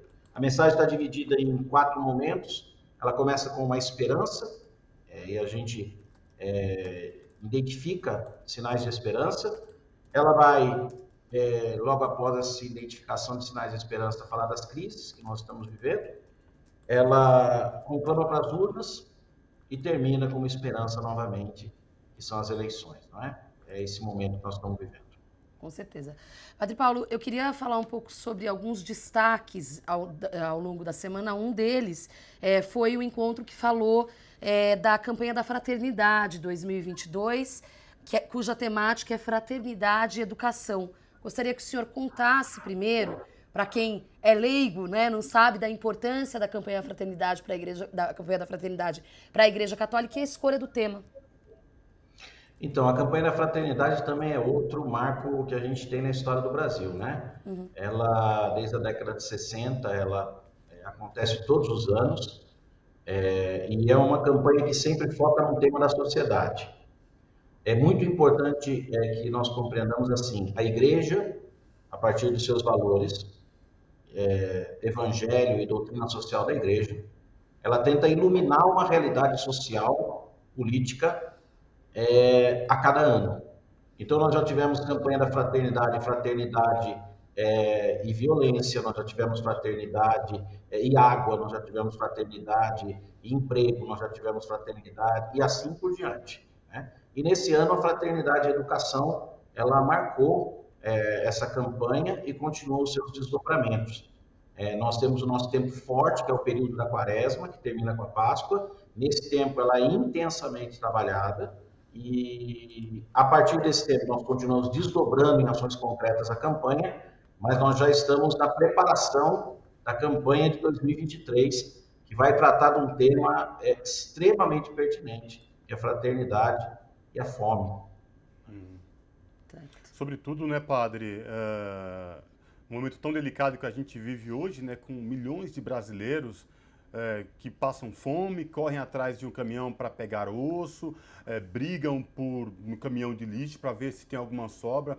Nesse momento tão delicado, o senhor tocou num ponto também que foi da Conferência Nacional dos Bispos, né, do documento, falando de democracia, né, é uma coisa que se enraiza, né, luta por direitos, democracia, e como o senhor falou da campanha da fraternidade, né, essa questão da fome, que vem desolando milhões e milhões no país, e é tão complicado a cada dia que passa, porque em todo canto que você vai, você vê milhares e milhares de gente pedindo nos faróis um alimento, né, padre? Então, é interessante essa sua colocação, porque, veja bem, os bispos, quando emitem a sua mensagem, aqui da 59ª, agora na sexta-feira, os bispos, eles fazem uma constatação. Primeiro, que culpar a Covid-19 pela crise que nós estamos vivendo no nosso país não é de tudo correto. A Covid-19, ela foi uma espécie de catalisadora de uma crise que nós já estávamos atravessando. E ela escancarou uma estrutura social, uma crise estrutural que o país vive. São problemas estruturais. Agora, a fome realmente ela tomou uma proporção e vai tomar essa proporção de maneira maior. Veja bem, nós temos uma constatação na mensagem ao povo brasileiro que os bispos emitiram, e essa constatação ela dá conta que é impossível que no momento em que nós vemos num país que é o segundo maior exportador de alimento do mundo, tenha gente passando fome. Quer dizer, não é um problema de alimento, não é um problema é um problema de distribuição, é um problema de mercado, é um problema econômico.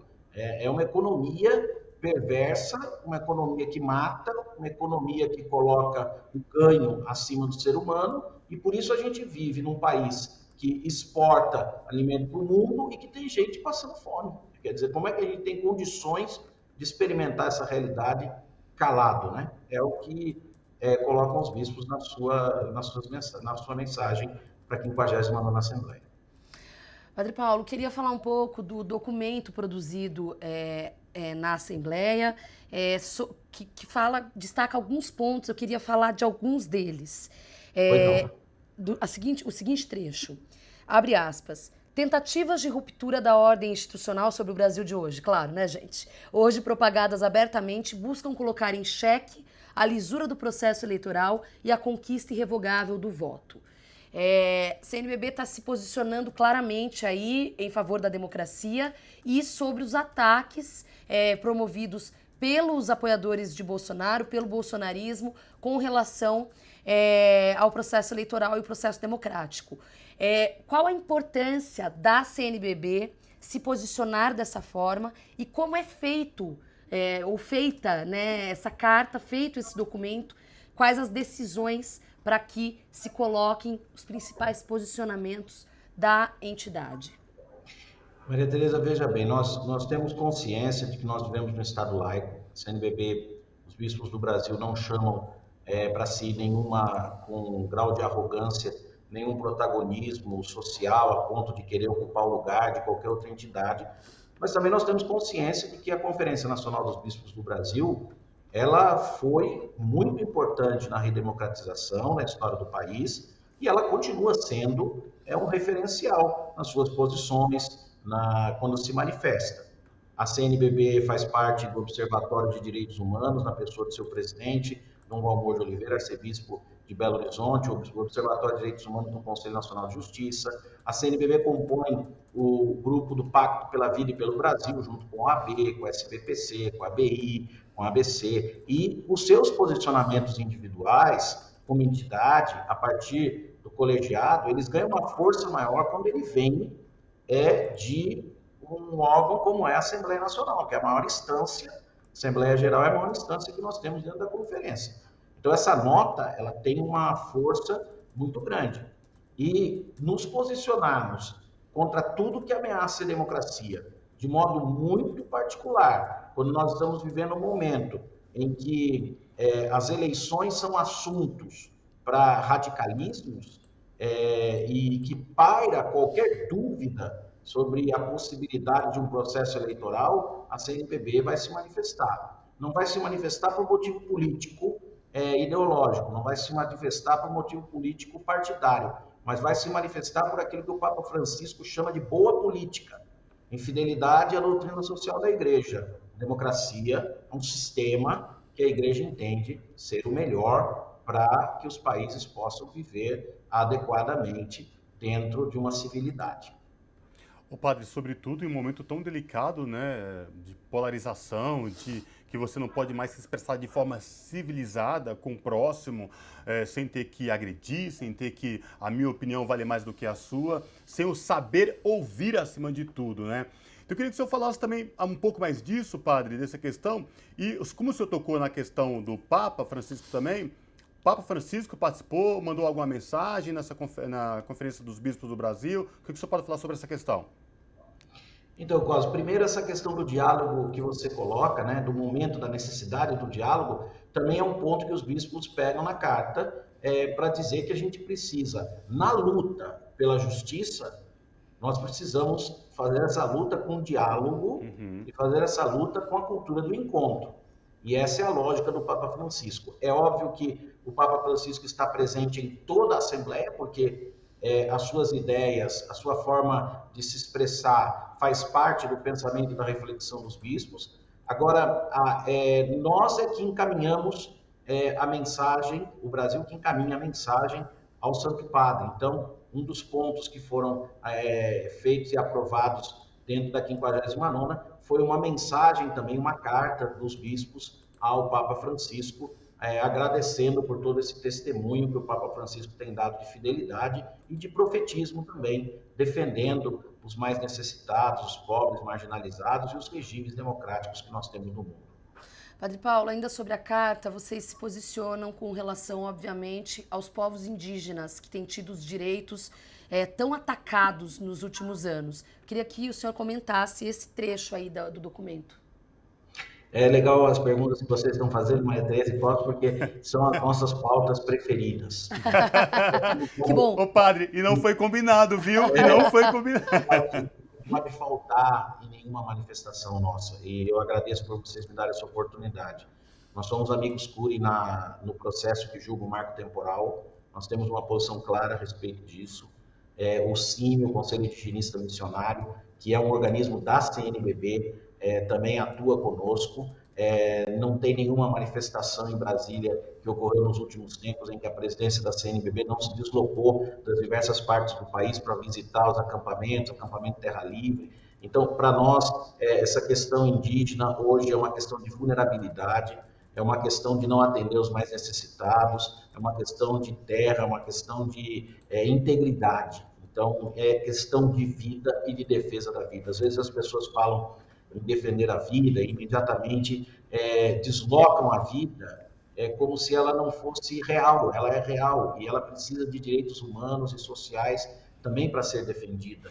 E isso nos coloca numa posição muito tranquila de emitir um parecer a respeito, uma posição a respeito dessa vulnerabilidade dos povos indígenas, que vão contar sempre com um olhar atento dos bispos que estão trabalhando nos territórios, porque nós temos dioceses que têm uma boa parte de território indígena dentro delas, e territórios tradicionais, populações quilombolas, ribeirinhas, e também vai contar com a CNBB completa, porque esse apelo chega até os bispos, inclusive, que não têm povos tradicionais, povos originários em suas dioceses, mas se juntam a esse apelo, como eu disse, pelo Evangelho e pela doutrina social da Igreja. Padre, sobretudo, nos últimos, quando diz respeito no tocante aí à questão indígena, não tem uma semana que a gente não ouve e ler notícias especificamente contra ataques e violência contra povos originários, quilombolas e indígenas. E essa semana, essa notícia aterrorizadora, que não tem adjetivo para classificar, que foi o sequestro de uma menina indígena Yanomami de 13 anos, que foi violentamente brutalizada por garimpeiros. Né? Não tem como ficar inerte a tudo isso, né, padre? Tipo, não é comigo. Não dá para aceitar esse tipo de barbárie, né?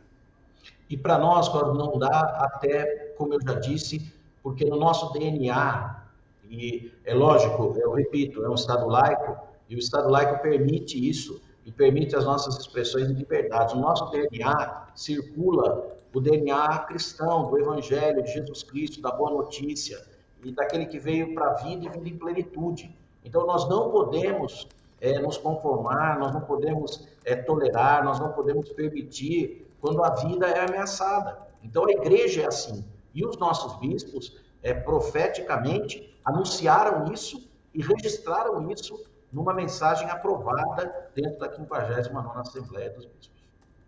Sim. Bom, e com isso quero agradecer demais a participação do Padre Paulo Renato, assessor político da CNBB, trazendo, portanto, as principais pautas debatidas na Assembleia Geral da CNBB, que terminou ontem. Padre Paulo, muito obrigada por trazer essas informações aqui para o programa nosso, o Revista Brasil TVT, aqui na Rede TVT, e até uma próxima oportunidade. Cosmo, Maria Tereza, meu abraço a todos que assistem a revista Brasil TVT e a toda a programação da TVT que tem prestado um grande serviço à população brasileira. Um abraço a todos, Deus abençoe. Abraço, padre. Assim seja. Há pouco mais de 20 anos, a Ielorixá Gildásia dos Santos e Santos, conhecida como Mãe Gilda de Ogum, faleceu em decorrência de um ataque motivado por intolerância religiosa. Mas os ataques que atingiram Mãe Gilda ainda fazem parte da realidade dos praticantes de religiões de matrizes africanas. Para repercutir o atual momento de intolerância religiosa vivido no Brasil, nós conversamos agora com Ellen de Lima Souza, que é professora doutora da Unifesp, Ekede de Oxum, Axé e Balatã. Boa noite, professora Ellen de Lima Souza. Prazer falar com a senhora. Seja muito bem-vinda. Boa noite a todos que nos acompanham. Agradeço a vocês a oportunidade de estar aqui hoje, nesse programa tão querido. Maravilha. E tão politizado. Prazer é todo nosso, professora. Professora, na minha introdução, para a gente colocar o tema intolerância religiosa no país, eu dei o exemplo da Mãe Gilda de Ogum, que faleceu há pouco mais de 20 anos, vítima de intolerância religiosa. Invadiram o terreiro ao qual ela fazia parte, teve um ataque cardíaco e veio a falecer.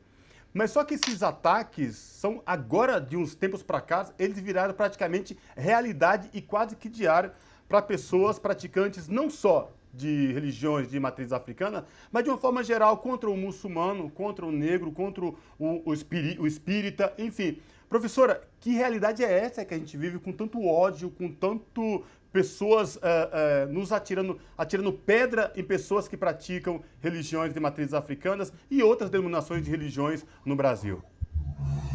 Pois é, você imagina, querido, que a menina Kailane, que sofreu essa pedrada assim, extremamente famosa, infelizmente, foi no ano de 2015. De lá para cá, que já era algo inaceitável, né? Uma criança ser apedrejada na rua por estar vestindo branco, como eu estou hoje, que é uma sexta-feira de Oxalá, para nós que somos praticantes da religião, já era inaceitável. De 2015 para cá, em 2021, houve um aumento de 141% dos casos de denúncia de intolerância religiosa, dos quais 95% são destinados às religiões de matriz africana. Qual é o grande problema no nosso país? É que intolerância religiosa aqui se configura como racismo religioso. Esse país é o último país do globo a abolir a escravidão. Nós temos um carrego colonial, uma herança colonial marcada pela desigualdade, pela transformação das diferenças em desigualdade, pela subalternização do povo preto. E esse crime, que foi a escravidão, ainda não foi reparado e tem seus malefícios aqui nesse país. Isso é importante lembrar, né? Nós não somos só o país do futebol, do carnaval, com 56% da população negra na soma de pretos e pardos. Nós somos o último país do globo a abolir a escravidão. Esse processo é um processo inacabado, o racismo permanece e uma das maiores ondas de ataque e de ódio vem sobre as religiões de matriz africana. Certo. Professora, ainda sobre os episódios, os casos, enfim, reportagens pipocam a todo momento. Eu quero dar destaque para uma recente, que tem o recorte do estado de São Paulo, mas poderia ser em qualquer outro estado, do portal UOL, que diz o seguinte: denúncias de intolerância religiosa triplicam nos últimos 5 anos no estado de São Paulo. Eu gostaria de saber, na sua visão, professora, além da questão do racismo, muito bem explicado nessa sua primeira explanação, quais os outros elementos que você acredita que contribuam com esse caldo de intolerância que tem, de fato, aumentado e os números mostram? Bom, nós vivemos uma política de ódio, de retrocesso, né? Eu chamo de golpe mesmo, né? O que acontece politicamente. Nós temos uma representação no governo que é inadmissível, que é uma representação criminosa, que incentiva o ódio, né, que naturaliza uma espécie de impunidade nesse país, e isso tem refletido sistematicamente. As pessoas estão simplesmente, hoje, mais confortáveis em atacar, mais confortáveis em serem racistas, em serem machistas, em serem homofóbicas, de uma forma geral, serem intolerantes. Elas se acham nesse direito, elas se sentem autorizadas. Porque quando você tem um representante do Estado brasileiro tomando posturas como a que toma, passando por cima de STF, né, ofendendo a população negra, ofendendo as mulheres, né, banalizando a vida das crianças, você tem uma população que se sente autorizada a fazer esse tipo de coisa. Né? É óbvio, assim, acho que a gente depende de pesquisas, inclusive, mais aprofundadas, mas não tem como não se posicionar politicamente, enfrentando esse debate, lembrando que esses discursos de ódio estão incitando a população a fazer esse tipo de coisa. Né? Então, você tem ataques hoje contra crianças, contra idosos, contra mulheres, dentro das religiões de matriz africana. Você tem uma bancada que, em um país laico, que se intitula bancada evangélica. Né? Você tem um projeto de primeira-dama vivendo a glossolalia a partir de uma perspectiva da sua experiência religiosa, uma ministra das mulheres gritando em nome de uma perspectiva cristã que é intolerante às religiões de matriz africana, que sistematicamente ataca as religiões de matriz africana, e aí você tem esse tipo de conjuntura, as pessoas têm se sentido autorizadas a fazer esse tipo de coisa. Professora, você muito bem tocou nesse assunto, né, dessa potencialização diariamente, dos últimos anos para cá, esse aumento exacerbado, porque é isso que você falou. Se eu tenho um representante que fica falando aos quatro cantos o tempo todo, pregando ódio, fazendo essa diferenciação com falta de respeito ao Estado laico, como a senhora bem mencionou aqui, as pessoas se sentem no direito e aí cada vez mais vão praticar mais violências contra qualquer tipo de pessoas que pensem ou ajam ou tenham algum credo diferente daquilo que eles acham que é o correto.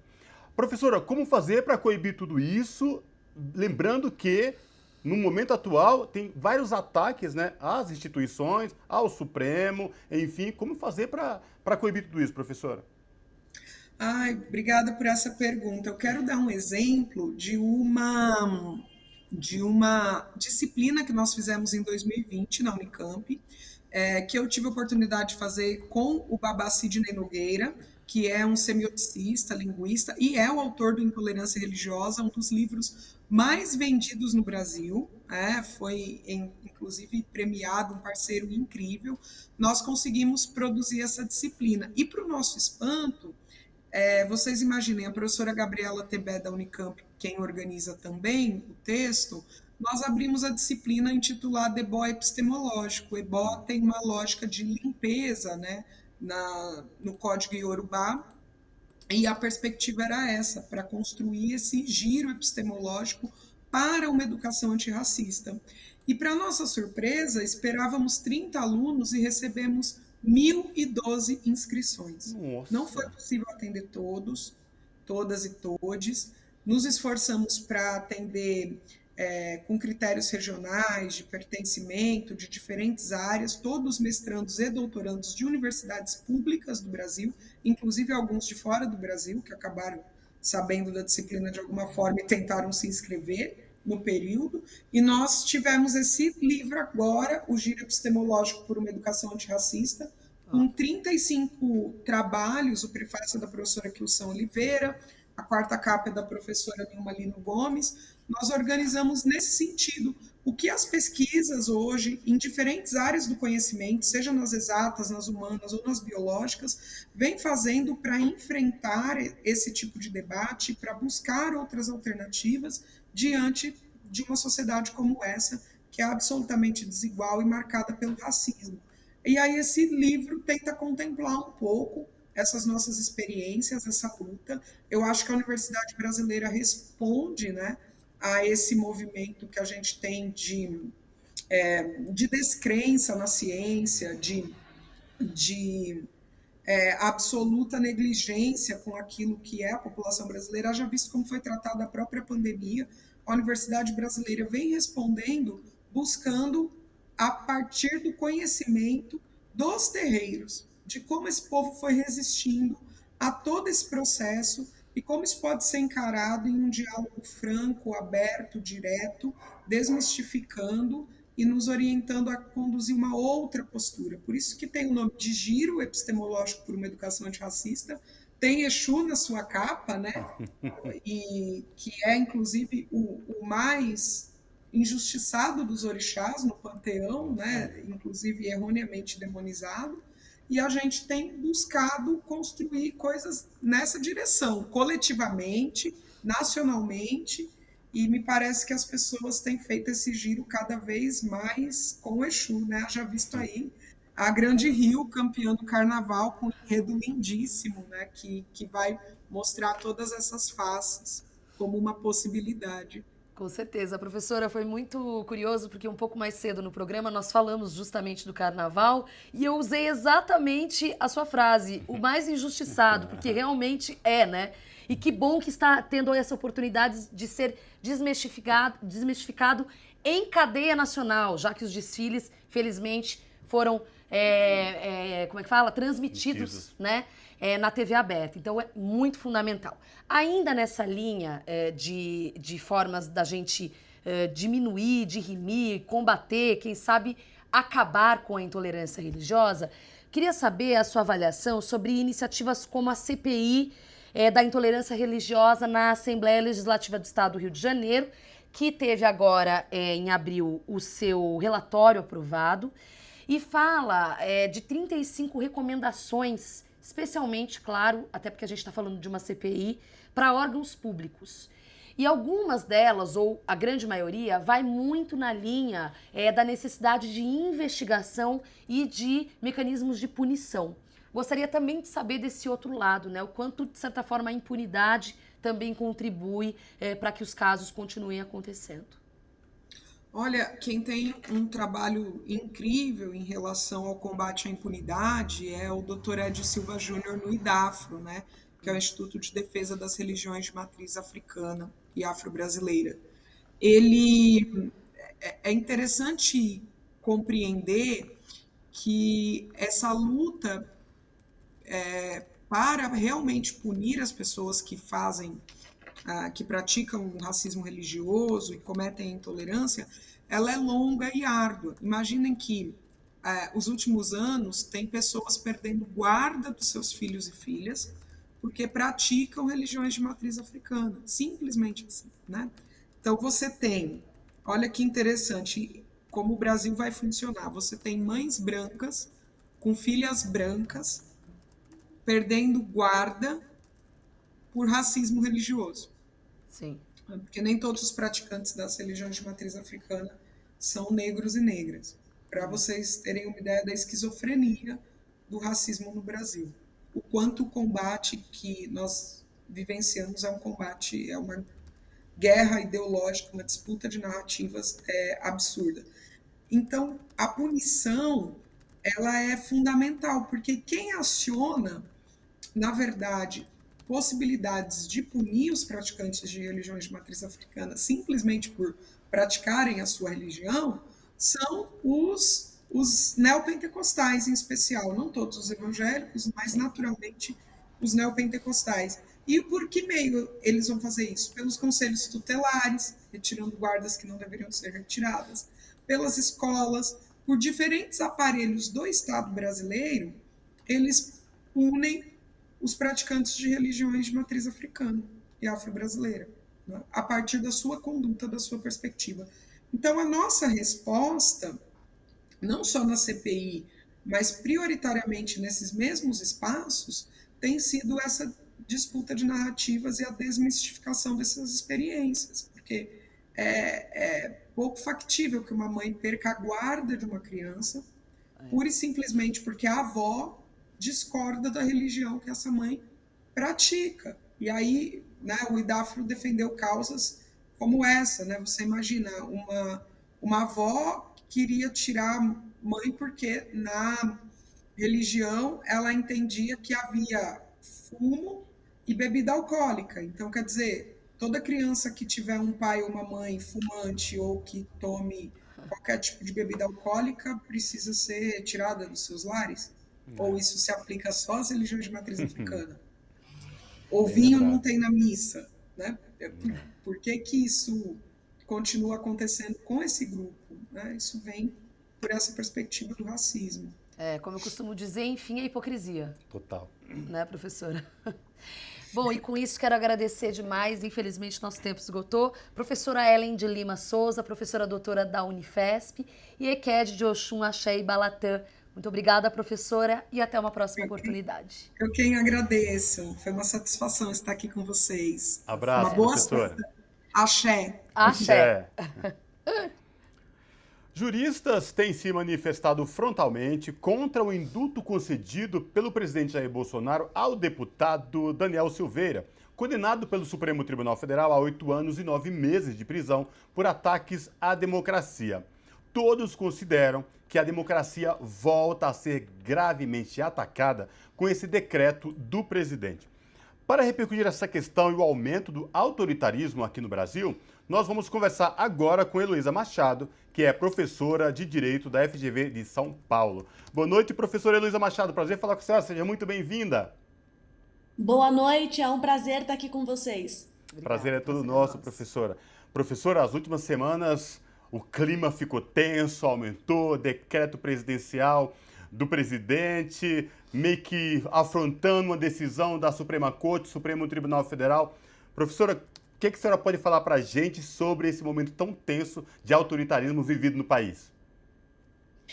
Olha, a escalada autoritária do presidente Jair Bolsonaro começou no dia 1º de janeiro de 2019, quando ele assume o mandato presidencial.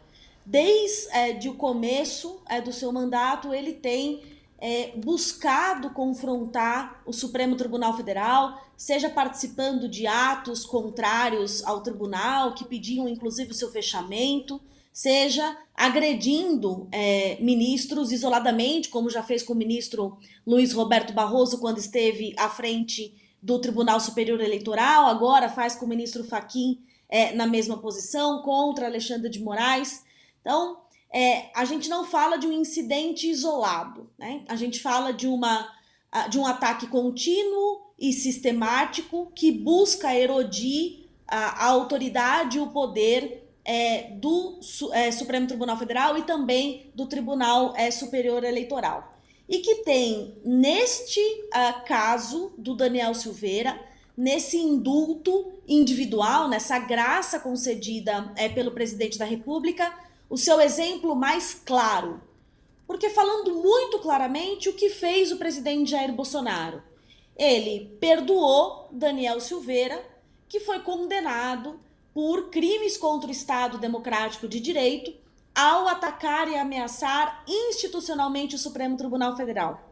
Com isso, ele deu um recado para todos os seus seguidores de que deveria, né, esse ataque ser considerado legítimo e não deixa de ser um estímulo para que esses ataques continuem acontecendo, sobretudo em ano eleitoral. Um artigo muito bom do Celso Rocha na Folha disse que Bolsonaro acabou perdoando Daniel Silveira por um crime no qual ele mesmo, o presidente Bolsonaro, é o mandante. Eu li esse artigo com um amigo e, de fato, muito clara essa imagem, né?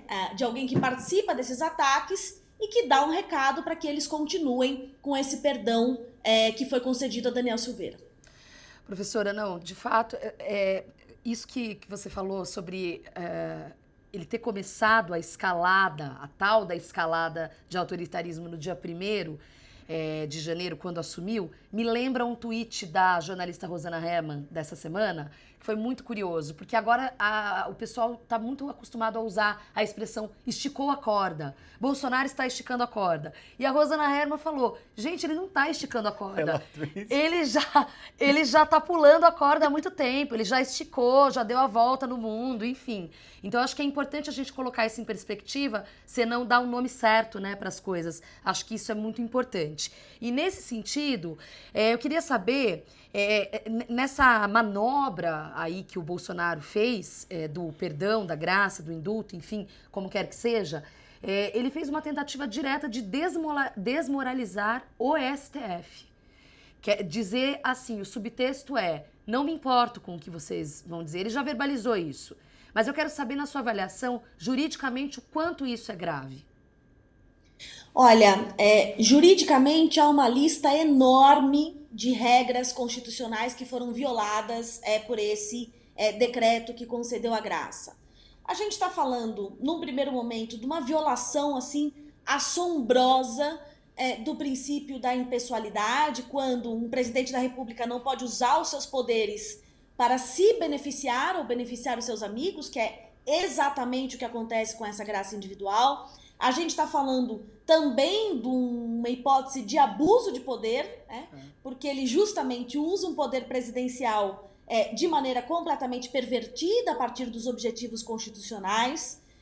A gente tem uma discussão sobre o momento em que ele concede essa graça, quando sequer há uma estabilização da condenação, ela ainda não foi transitada em julgado. Então a gente tem problemas de ordem formal, a gente tem problemas de ordem material. Juridicamente, o tema é muito evidente, né, de que a gente está aí, que a gente vê o presidente usurpar um poder que lhe foi conferido pela Constituição para usá-lo de maneira absolutamente antijurídica, né? O que ele quer, né, e acho que a gente debate muito o quanto esse decreto violou as regras, mas me parece que o que importa é, de fato, o contexto e o objetivo político que o presidente Jair Bolsonaro tem com isso, que é de continuar esses ataques ao Supremo Tribunal Federal, de deslegitimar suas decisões. Então, a gente já falou de uma condenação de alguém da base de Bolsonaro, que fez ataques tais como o Bolsonaro faz ao Supremo Tribunal Federal e que foi perdoado. Apoiadores do presidente foram felizes às redes dizer que qualquer coisa que acontecesse com eles teriam garantido também uma graça ou um indulto concedido pelo presidente Jair Bolsonaro. Ou seja, ele está espalhando desordem e impunidade e atiçando a sua base para continuar com esses ataques.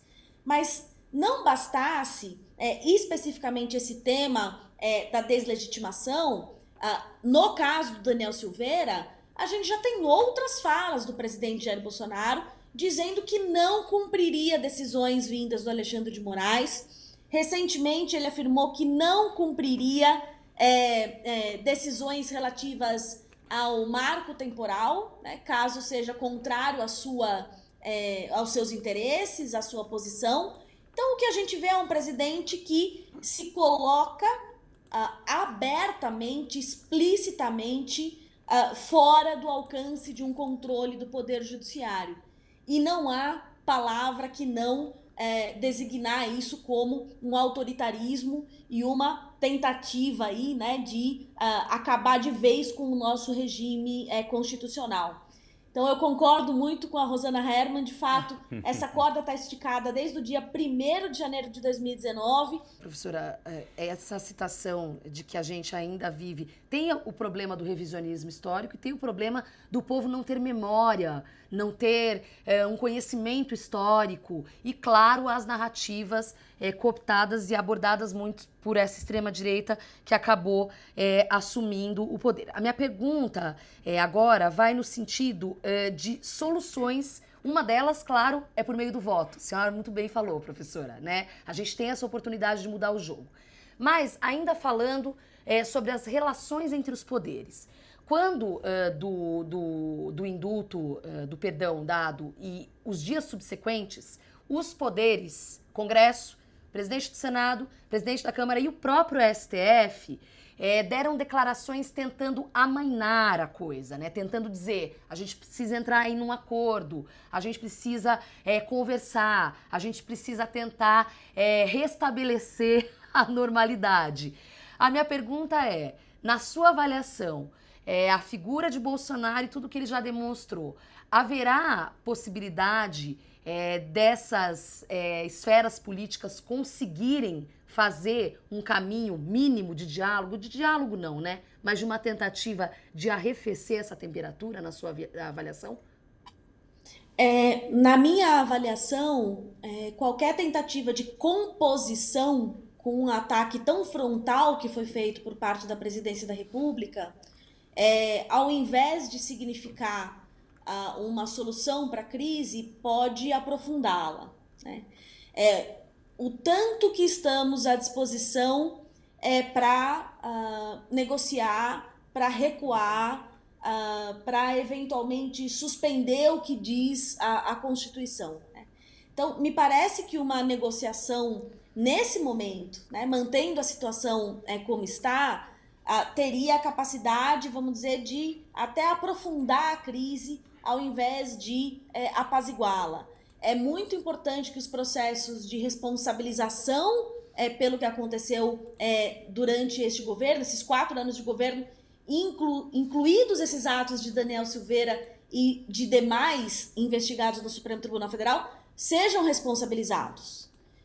Teve um momento na nossa história em que nós acreditamos que uma saída negociada, que uma anistia negociada seria suficiente para nos colocar num caminho democrático.